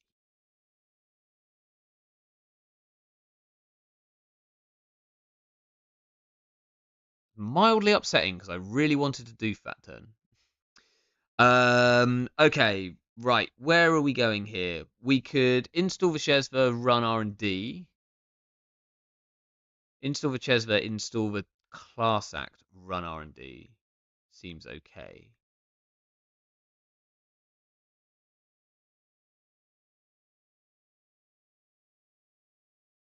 We see a Chesva and a Verbak. Verbak is pretty important. Well, it might not be actually. I was going to say it's like potentially important in this matchup. It might actually be important because we're going to burn through revolver counters like pretty quick. Oh, we're still an Nisei. We could just like win off centrals. Um,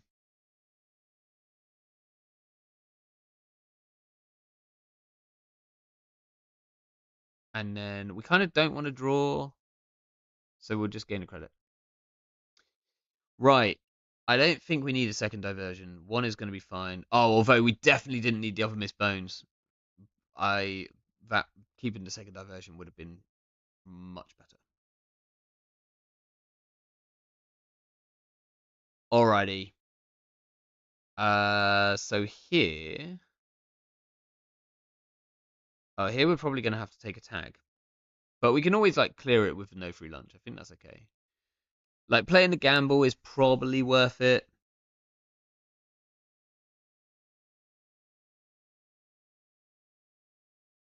Oh, we have to install, or we have to flicker a revolver, right? Or we just take some damage.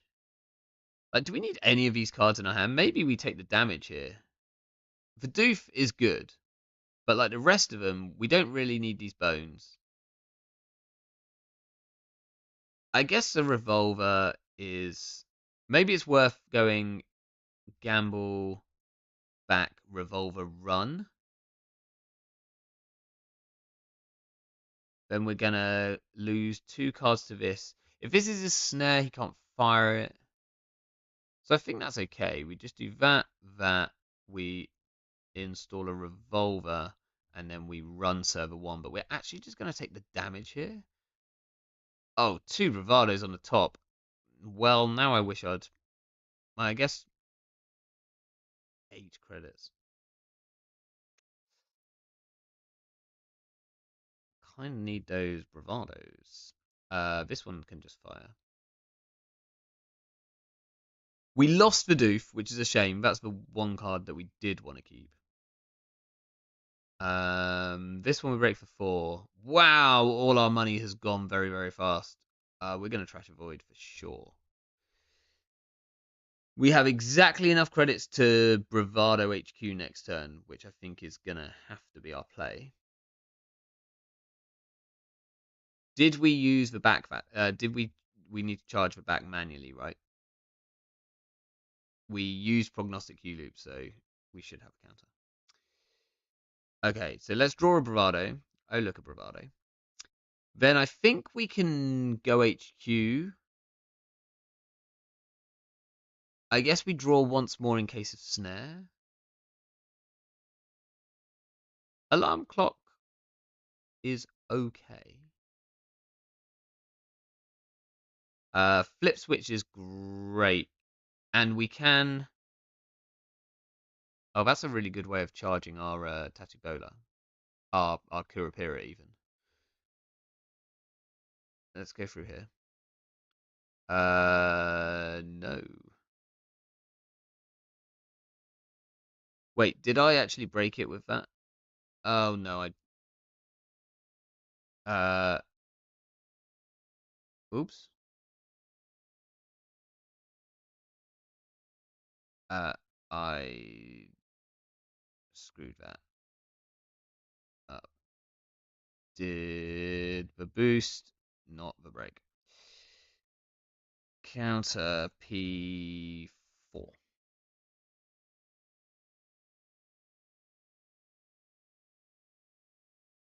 We pay 0 to bypass. Very, very funny.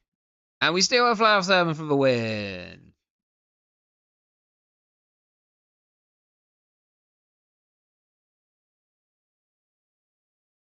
Okay. Horribly flooded. Oof.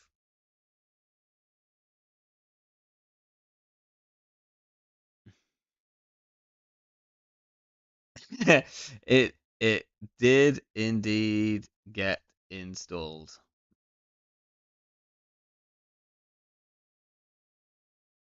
One cycle with longevity. Yeah.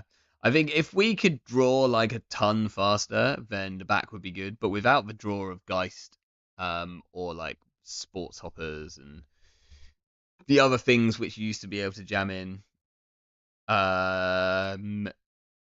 it's just never going to be relevant, is it? Apart from as a way to like get breakers back if you lose them, but then you need to be on Crimulchip. Anyway, I want to try this Mercury deck, which I put together. We've got just enough time, I reckon, for me to do a quick one. So this is what I kind of worked out. I think basically I don't know very much. I know like some of the cards that Jaden was playing. I know that this Mercury at Australian Nats went like undefeated. It didn't drop a single game. I know for a fact that it was on Free Fems, Spark, Rejig. Uh, I know that it was on Twinning, Prepaid, Hermes. I think someone told me it was on a Capybara, and I know that it was on 2 Reprise, which seems like super spicy and kind of makes sense in Mercury. So I've put together earlier on stream what I think the rest of the deck might be. Very unsure about how accurate this is. Um, does it have enough money, etc.? Who knows? We're gonna find out. Maybe rather than the daily cast, I wonder if there's a lot of like run events here, so possibly a Debbie is better, but I'm not 100% sure on that. But yeah, we're gonna try this out, I reckon, and see. I need to drop a card. It might be a single prepaid, but then we haven't got great ways of like I think we need the prepaids to charge our twinning because we're not on Chesva because we're on Spark. I assume that Pretty Mary might be in there, but I can't work out what the rest of the influence would be. Like I know it's on twinning and it's definitely going to be on 2 twinning because that's its win con, and I think you want to be on 3 Spark of Inspiration here because that's how you get your fems, right? Um, so like it very possibly is on a Mary or like multiple Marys, but I don't know exactly where they go. Like maybe it's on like a uh maybe it's on an alarm clock. Could be on an alarm clock. But I kind of want to, I don't know, I want to see how something along these lines feels. I do need to cut a card and I cannot work out what it should be. I kind of really want to be on free class act. Um, yeah, the twinnings are purely prepaid voice pads here, which is interesting. But we do not want to play like unless one of these sparks becomes a paladin. But importantly we can't install class act with paladin. So a paladin will only ever install Earthrise, casts, boomerangs, Hermes, prepaids, and capybara, and like maybe a fem. Um, so that doesn't like seem great. Um, I guess that would be a reason. Maybe that is a reason to play like Debbie, like because that is a way you can charge twinning, and we do have like a fair amount of events, of run events. Maybe we play like one Debbie instead of a casts. Boomerang could be changed to something else. I think boomerang is like the only way of challenging a server that we have because these fems are going on centrals, right? Um, so without boomerang, like okay, we do have another way of challenging the server, and that is via Hermes and Reprise. But that seems like slightly scary to me. Um, other than that, maybe we just play 46 cards, see what happens. We're not on Dirty Laundries. Why are we not on Dirty Laundries? Would Dirty Laundries be better than? Maybe Dirty Laundries aren't that good actually.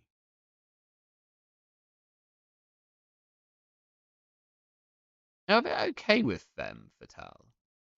They might be better than these casts. Although, like, if they just ice up against us, then we kind of get pretty boned either way. No, I think they might be better than these casts. We're a prepaid deck. Dirty Laundries.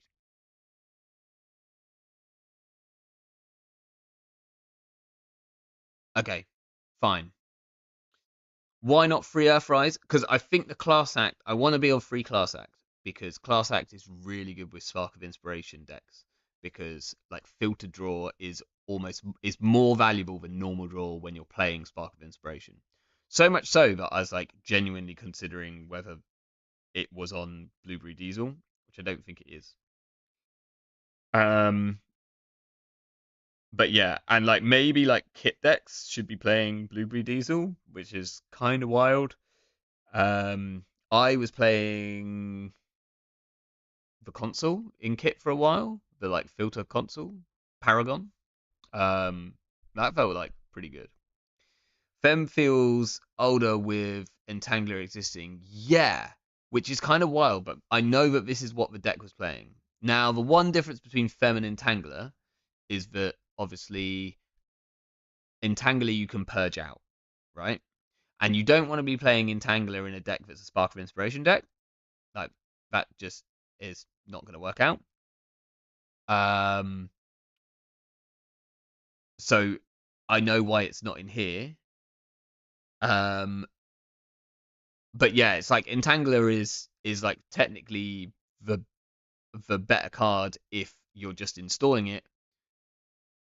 But then if they just purge, your Entangler's gone. So if you're only running three of these and like no way of getting them back, I can see why Fem would be better. You can rejig if yeah, exactly. So if they overinstall the ice, then we rejig it. Now there is an issue which someone else brought up that if that Tattoo Bowler could be a massive problem to the deck because if they just keep flipping Tattoo Bowlers, then we can just keep losing our Fem, which kind of means like almost feel like we should be on a single Kurapira, which makes our Spark of Inspirations worse, or a banner. Uh, sorry about the don't be sorry, Axu. I never mind. I never mind you coming in and spanking me live on stream. Uh, it always feels great. Um, yeah, maybe we should be on like either a single or we drop a spark to play a single copy of Banner because Banner deals with Kurapira whilst being bypass as well, so we don't lose our like Mercury value. But if like this is purely like if they're playing Tattoo Bowler, it's the only ice which I care about for it. So maybe we try it without, and we just don't play into anyone who's on Tattoo Bowler, which does seem to be everyone right now. So that could be a problem. Is there any other way that Crim can deal with Tattoo Bowler? Like, no, not really. So it's either that or we just play a single Kurapira, then we need to cut more cards. Haven't got time to think about that. So I'm just going to save this. And I'm mainly doing this so that I can see how close to Jaden's deck this is. I don't think it's actually that close now that I look at it because I'm like, I don't see how this would go undefeated. So I think his is probably made much better with a lot more thought put into it, especially considering I've built this in about 10 minutes earlier. We're gonna do one runner game. We'll stick this in here. This one here, Mercury. But I do like the idea of like sparking out Fems. That sounds that sounds like a wholeheartedly fun affair. Um, so we'll see. I think I was playing last time I played Femme Fatale was when I was playing it in Essa. I don't remember why. I think it was just because I wanted to retrieval run them out. It was like a ghost hunt deck. It was when Essa first came out. Um, for some reason before like Bankar was like a big thing, and I was just playing like free femme fatale, retrieval run, and rejig, and just like femming all of their ice, and then chishishkering and things like that. That was quite fun. I don't know if that's any good, and I wonder if them should be reconsidered. Probably not. But like maybe like if you fem an archer, like assuming that you can rejig it or you're sparking it, like could you put a fem in your like in your kit deck? Like maybe it's better if you're like a test run deck. You think they could reprint Fem that costs 3 credits to install? Definitely not. Please don't. Holtz, when I build decks like this, I usually get joined by 3 players whose decks are called Every Ice is a Nancy. I think that's why we have. Don't worry, we've fully teched for Anansi. We have 1 copy of Capybara. That's going to deal with all the Anansis. Um, no worries, not a problem. We'll also ignore the fact that almost everyone who's on Anansi right now, and by that I mean Ag Infusion, is on 3 copies of Bacterial Programming, which is really bad like card when we're playing multi-access um like twinning. And yeah, technically we can just break it with the Fem, right? Like, what is it to break it with Fem? Uh, we just have to boost what 3 times? That's 6 credits, and then 3 times to break 9 credits. It's just like breaking it with a MK Ultra, right? It's easy, easy. Um, yeah, like Anox used to do that all the time. Just break their Fem. I mean, if we weren't on Spark, again, we could like play a Hush. Like Hush is kind of pretty sick, especially in Mercury, where you kind like some ice, you just want to go through like an Nancy. Although if they can rearrange on top of R&D, that's really bad. So you also need to bypass it. Uh, but yeah, I think I'm like genuinely I'm more worried about Tattoo Bola than I'm worried about Nancy right now. Imagine breaking an Nancy with MK Ultra. I mean, people used to do it, right? You tend to only try to do it once because you just tried to hippo it. And in Ag Infusion, that was normally possible. Okay, we've got Prav. Oh, no, I didn't want to do that. This one. Um, doesn't feel like a great start. I mean, Diversion could be rude.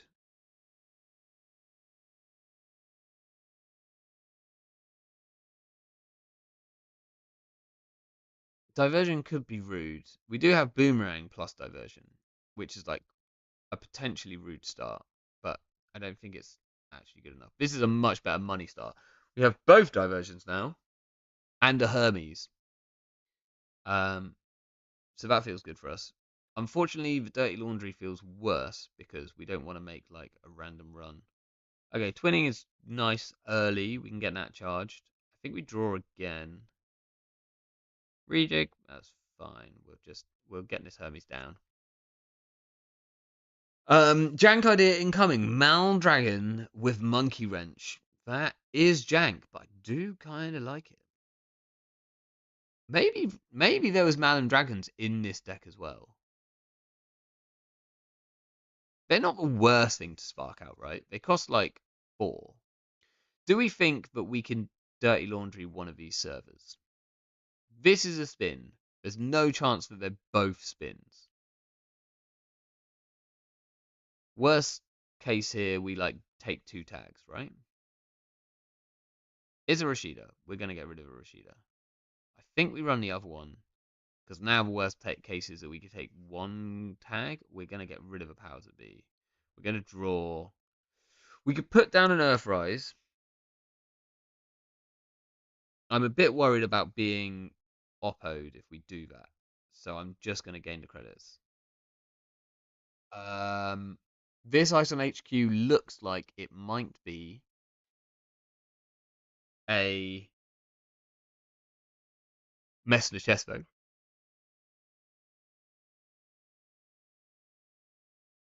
Now I think we just take 3 credits and install the Earthrise. They don't have a subliminal, so that feels fine.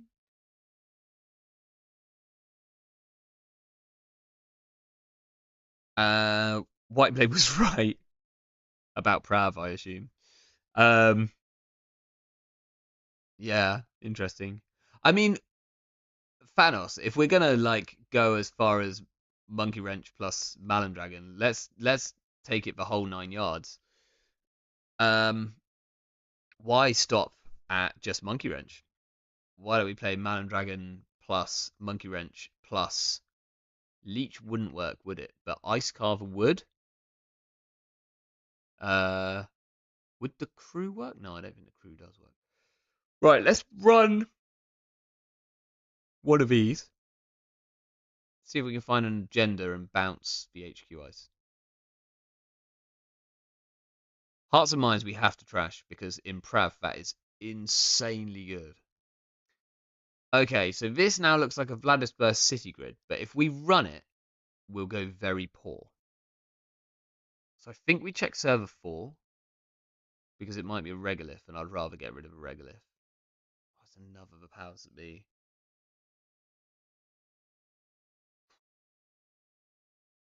Hmm.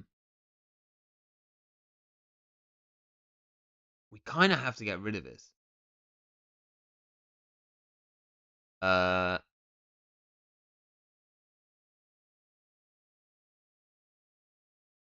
but we kind of can't quite yet. Right, what are we doing with this hand now? We might have to throw out this rejig, which is fine. So we'll just gain a couple of credits and we'll throw out the rejig. If they have a business as usual, then they can fast advance out. But that's actually quite good for us because we just doof them if they do.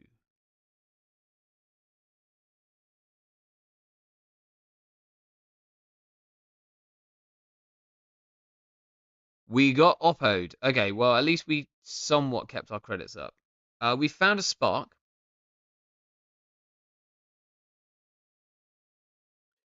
Can't really play the spark.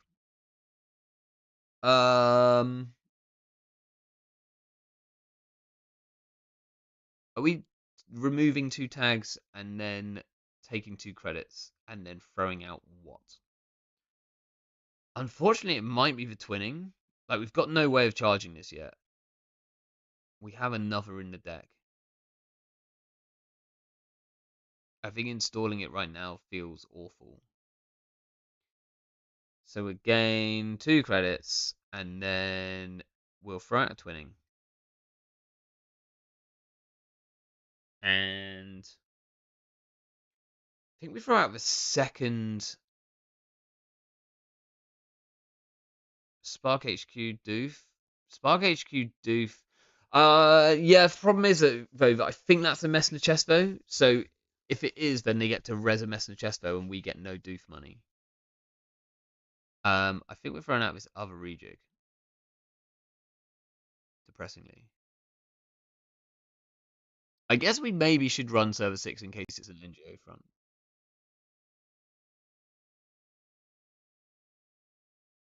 We need to zoom out. Okay. Debbie is good as long as we draw some other stuff.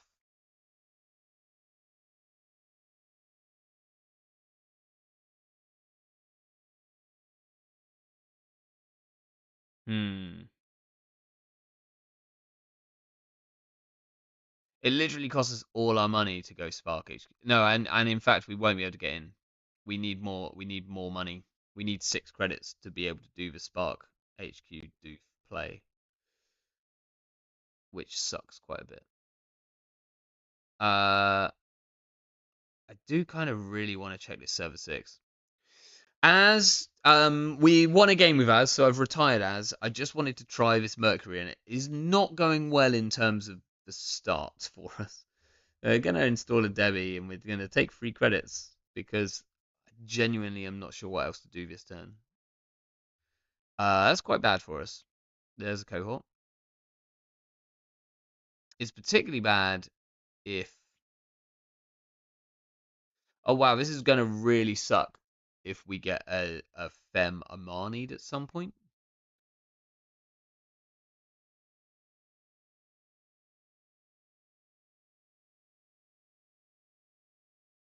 Okay.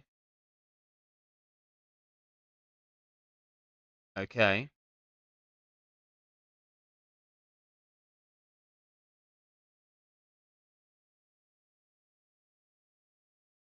That can go back to hand. Right, now I think we run server 6 and then we doof. Because I'm really hoping that server 6 is an NGO. Because if it was a Vlad grid, it doesn't make sense for it to be a Vlad grid. So I feel like it must be. It's either a Vig, which they're just not rezzing, or it's a trap and we're about to end up with a ton of tags. Okay, it's NGO. Perfect. So now we can doof.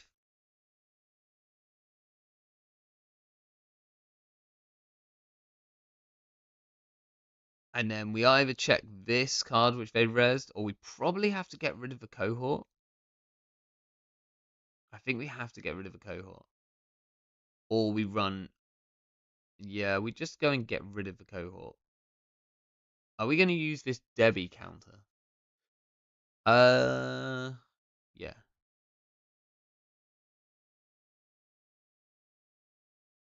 We don't really have to save it for a twinning right now. Oh, no, wait. I forgot about Aries. Oh, wow, that sucks. So we just run HQ looking for stuff. Actually, running archives was probably correct. Ping, Rashida. We can't trash it because we take a tag. Well, that's a shame.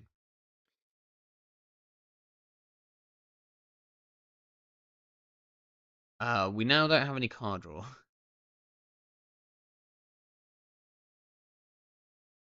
Oh no, there's reversed accounts in this deck.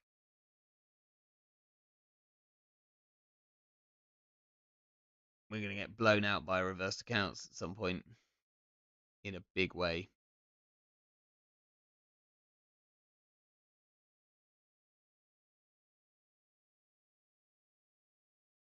Okay, we probably have to run what we assume is the NGO front.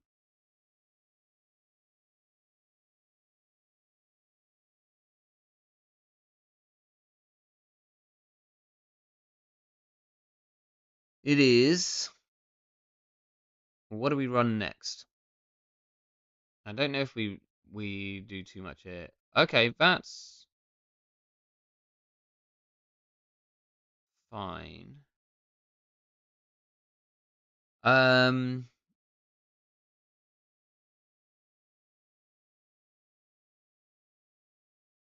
we can run and trash the cohort and then remove the tag. That feels pretty bad. They get the counter either way. That kind of sucks.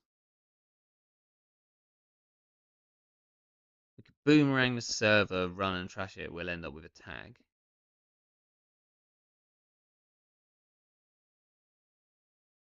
So maybe we just spark for a fem,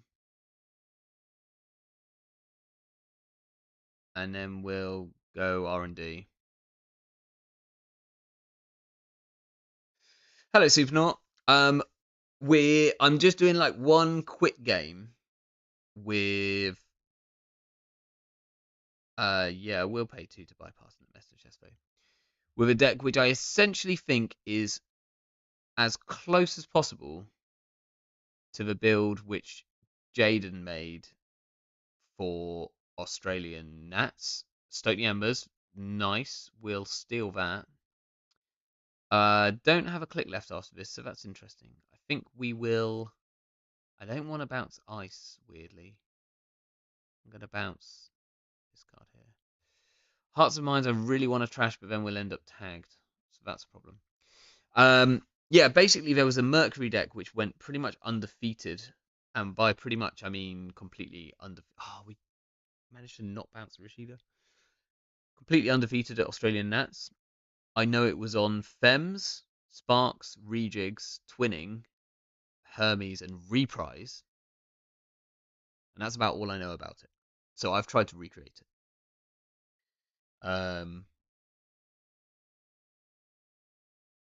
With and then with the intention of doing, oh, what's happening here? What's going on? I think this is about to get restored.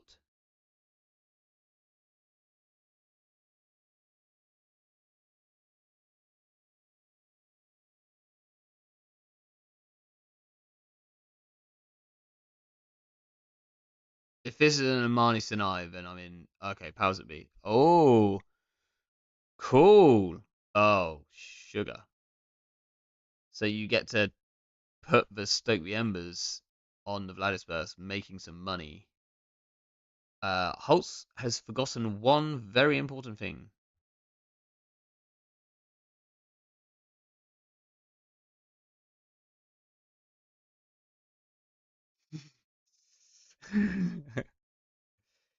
Yeah, sure. Um, yeah, Hermes is a problem there.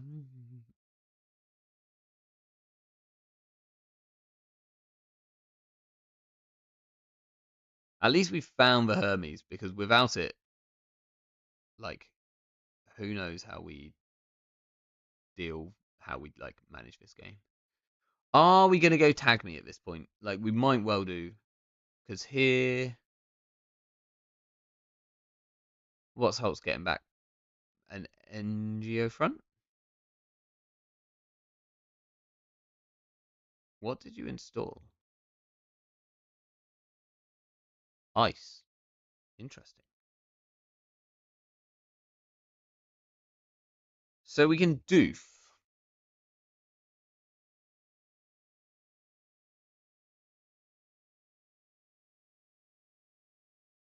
We can go and trash this if we want to. I kind of don't want to. I've got to put back some ice. Um,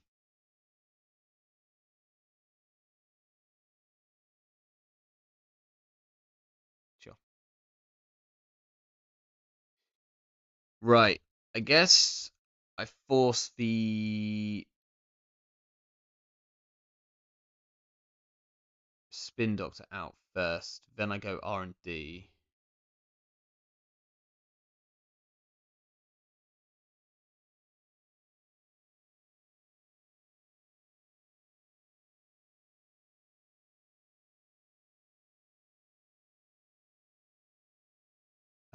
Now we'll. I guess we run R&D with Debbie. We might as well.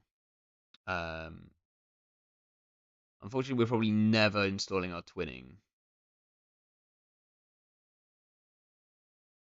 We'll see an additional card. We see a reversed accounts. I think we have to trash that because they can put it on this Vlad grid and just sap us of so much money. Like 8 credits. That's exactly how many credits we have. We're just gonna trash it. Oh man, that's bad.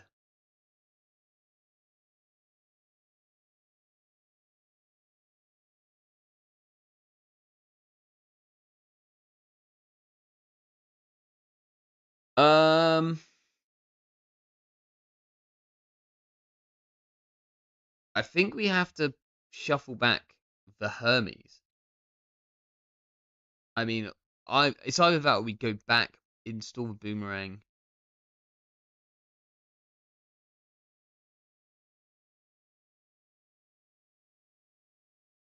Now I guess we just doof.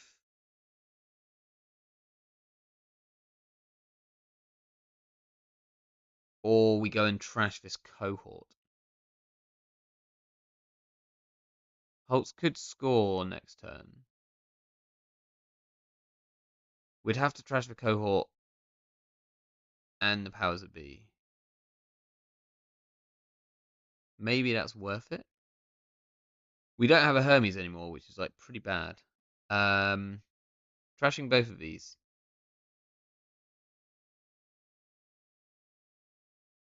puts us down to like nothing, or we just doof.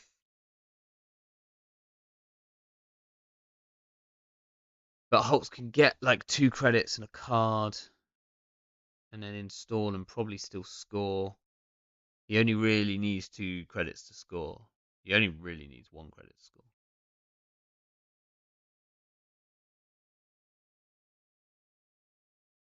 So I don't think the Doof's worth it unless I hit the cohort as well. Maybe I just run and try and trash with Vlad.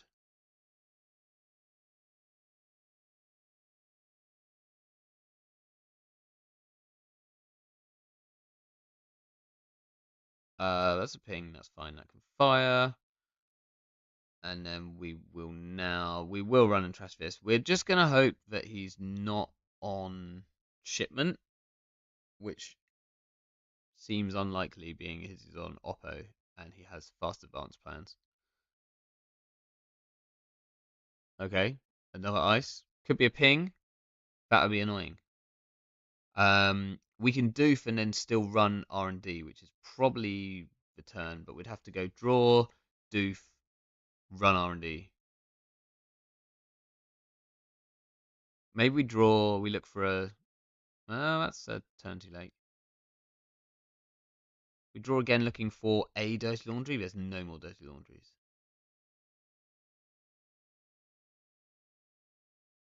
That's not that great for us.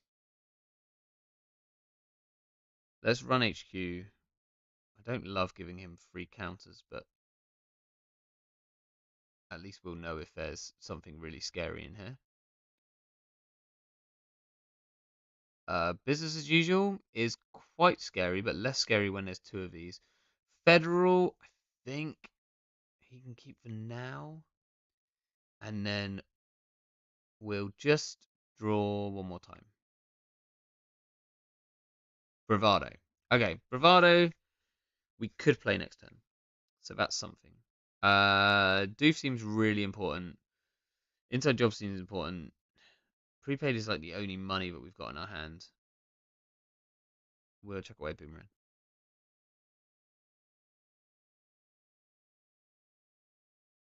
So next time we might just have to like bravado into this ping.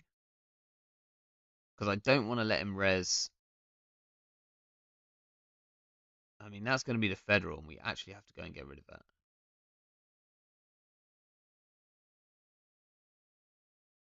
I can't do the prepaid as well. We don't have any asset tech, right? So there's no point in me drawing. Like I should just go 7-9. Just so that I can get some money. Then we'll check both of these because I want to get rid of the federal and I don't want there to be any Rashidas lying around. Federal we do get rid of. Server 12 is another federal, so we also get rid of that.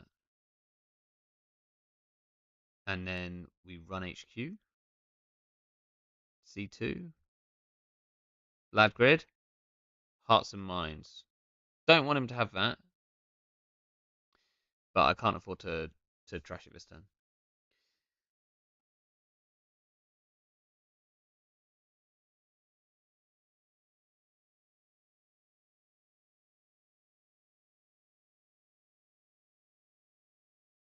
Like Holtz gets right back in this if he has scores any agenda because of this powers that be. Okay, cool. We've got a good doof now. So I think we go prepaid doof and then maybe get rid of this powers that be.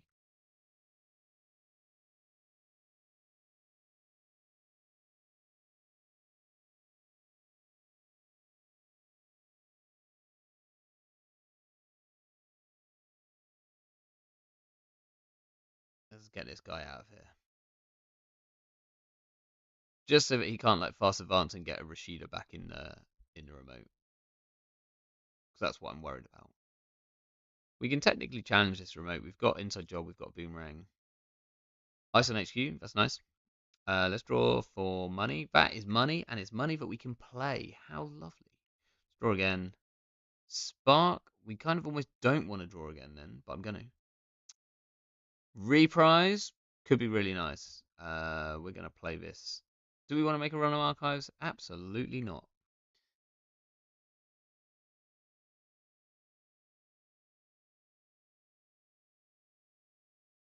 Oh, I really wish we were on Pretty Mary now, because like twinning is not gonna survive, and we'd have to charge it, and it will cost us 3 credits, and it's all quite bad. Whereas Pretty Mary, I'd just install a Pretty Mary and go. What have you got? Stoke the Embers. That's money. We don't have a Hermes down, which is such a shame. Okay, kind of scary. We're threatening the res here. So we could always spark another Fem onto this R&D ice.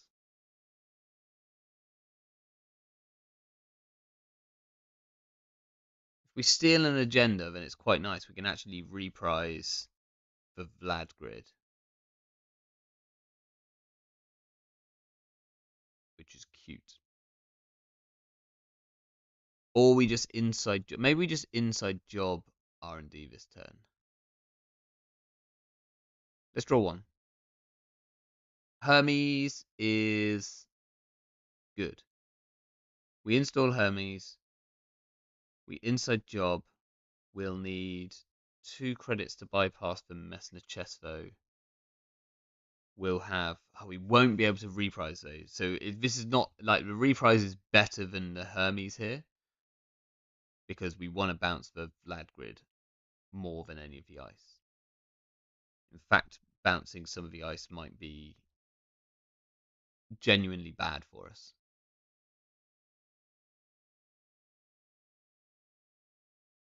Cool.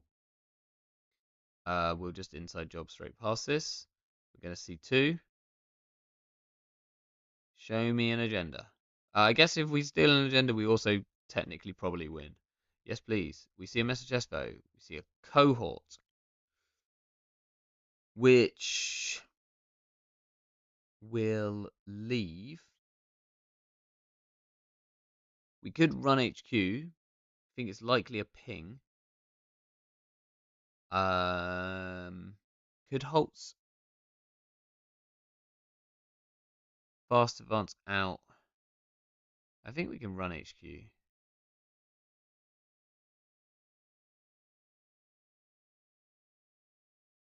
Marnie Senai could be a massive issue. Like a massive issue. Let's draw one. Okay. Do we have any chance of charging this twinning? Not really.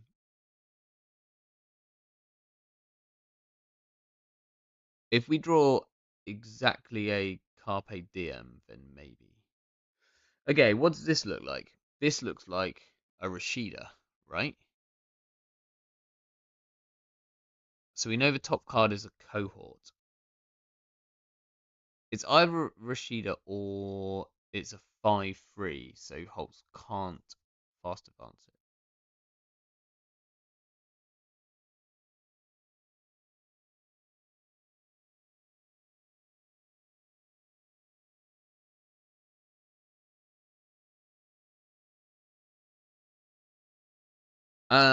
This inside ice is likely to be a mess in the chest, though.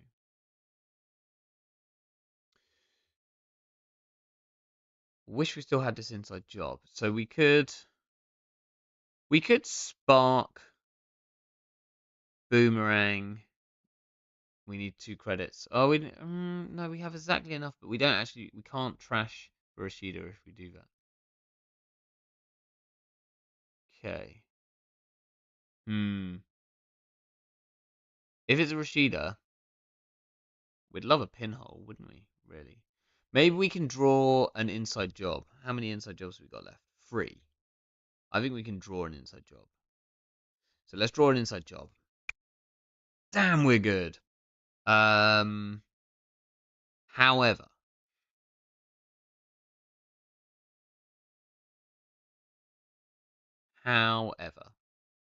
if this is a Rashida, then we need to be able to trash it. And if this is, it's actually quite hard to do. It's because we're gonna lose. If I boomerang the Meston Chespo on the inside, I'm gonna lose the 3 credits, and then I won't have the money to trash the Rashida. If I still had Debbie down, then I could use the Debbie credit because I wouldn't ever lose it.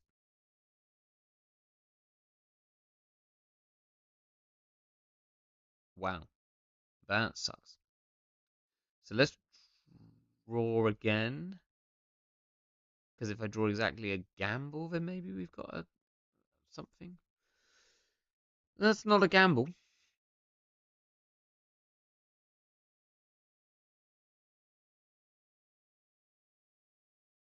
Couldn't use Debbie while inside job. Couldn't use Debbie while inside job. Absolutely correct. So I think here I run R&D to try and force this what I assume is a ping res, and then at best I can always inside job server 9 because I think this is a ping. It's very much correct for Holtz to not res here. Yeah, because I'm only seeing one fresh card. If I trashed the cohort last turn, then maybe that would be better. C1. Oh, oh that's scary. Holtz advanced it. Okay, so now it really looks like a 5-3. I think I have to trash this Rashida. Um,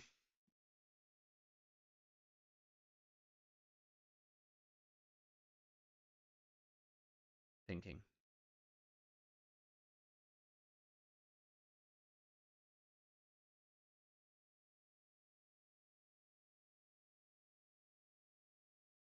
It's weird to be an NGO, right?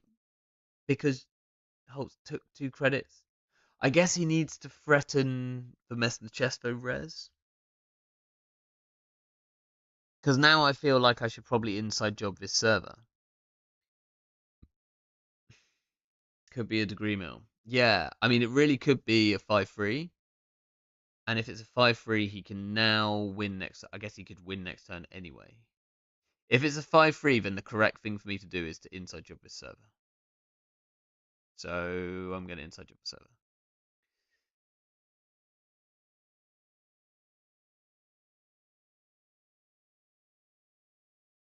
Okay, we called for Messenger Chespo. If he takes 2 credits, advances once, he can't get there, so that's fine. What do we need from here?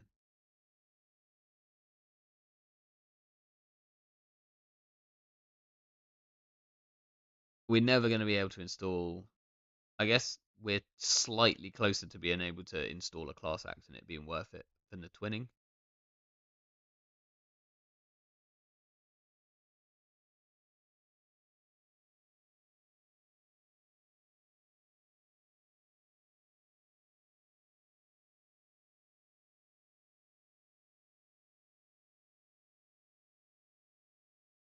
I guess maybe it's an agenda.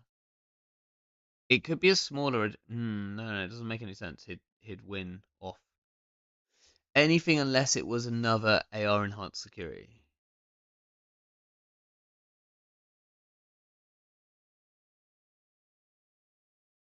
If he has like a seamless here, he wins.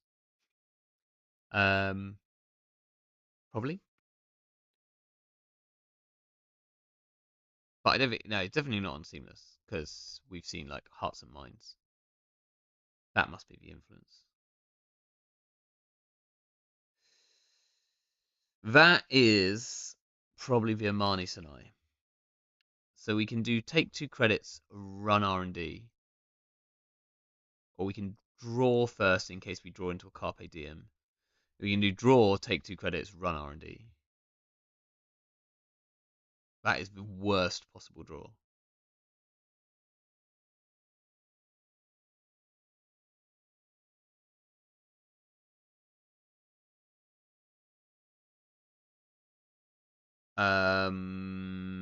Just realised that we now don't have a click left to reprise. That sucks. And now if this is 5-3, we're really boned. Spin Doctor, Shipment. Oh well, we're pretty boned anyway. GG. Whatever happens here, I think.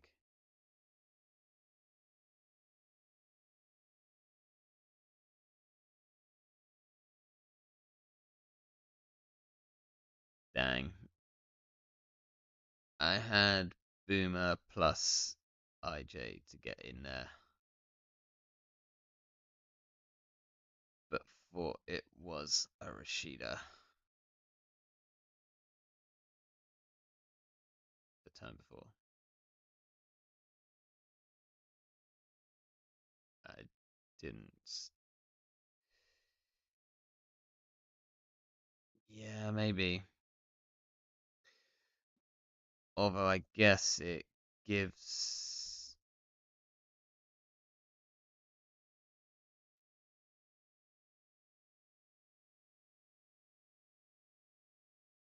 Yeah, I think um if Holtz doesn't advance that, then I don't actually run that server. I'll wait for Holtz to come back on. Um, but yeah, yeah. If you don't advance the degree mill there, then I continue to assume that it is a Rashida, and I don't run it because if I do, I can get in, but I can't get in with any money left because of a mess in the chest though. So I would lose. Like I'd not be able to trash a Rashida, so it wasn't worth me running the server. Um, I don't know. I think he played that pretty well. That was actually pretty scary. We can't deal with assets, obviously. Um, so I'm sure Jaiden's deck had much better ways of dealing with assets somehow, or just had ways of winning way, way quicker. Because we were clicking for credits like hell in this one. Um, and like compared to playing like Divide and Conquer Mercury, which just feels so much more broken. Um, but then again, that deck's been tuned a little bit more. Also, I'm now thinking about putting Reprise into Divide and Conquer Mercury because maybe that's the card that is missing to get there. Anyway, it's pretty late. I'm gonna go to sleep. Thank you all for hanging out tonight. Thanks for games. And next week, well, tomorrow, I'll be on stream with Andre for a bit.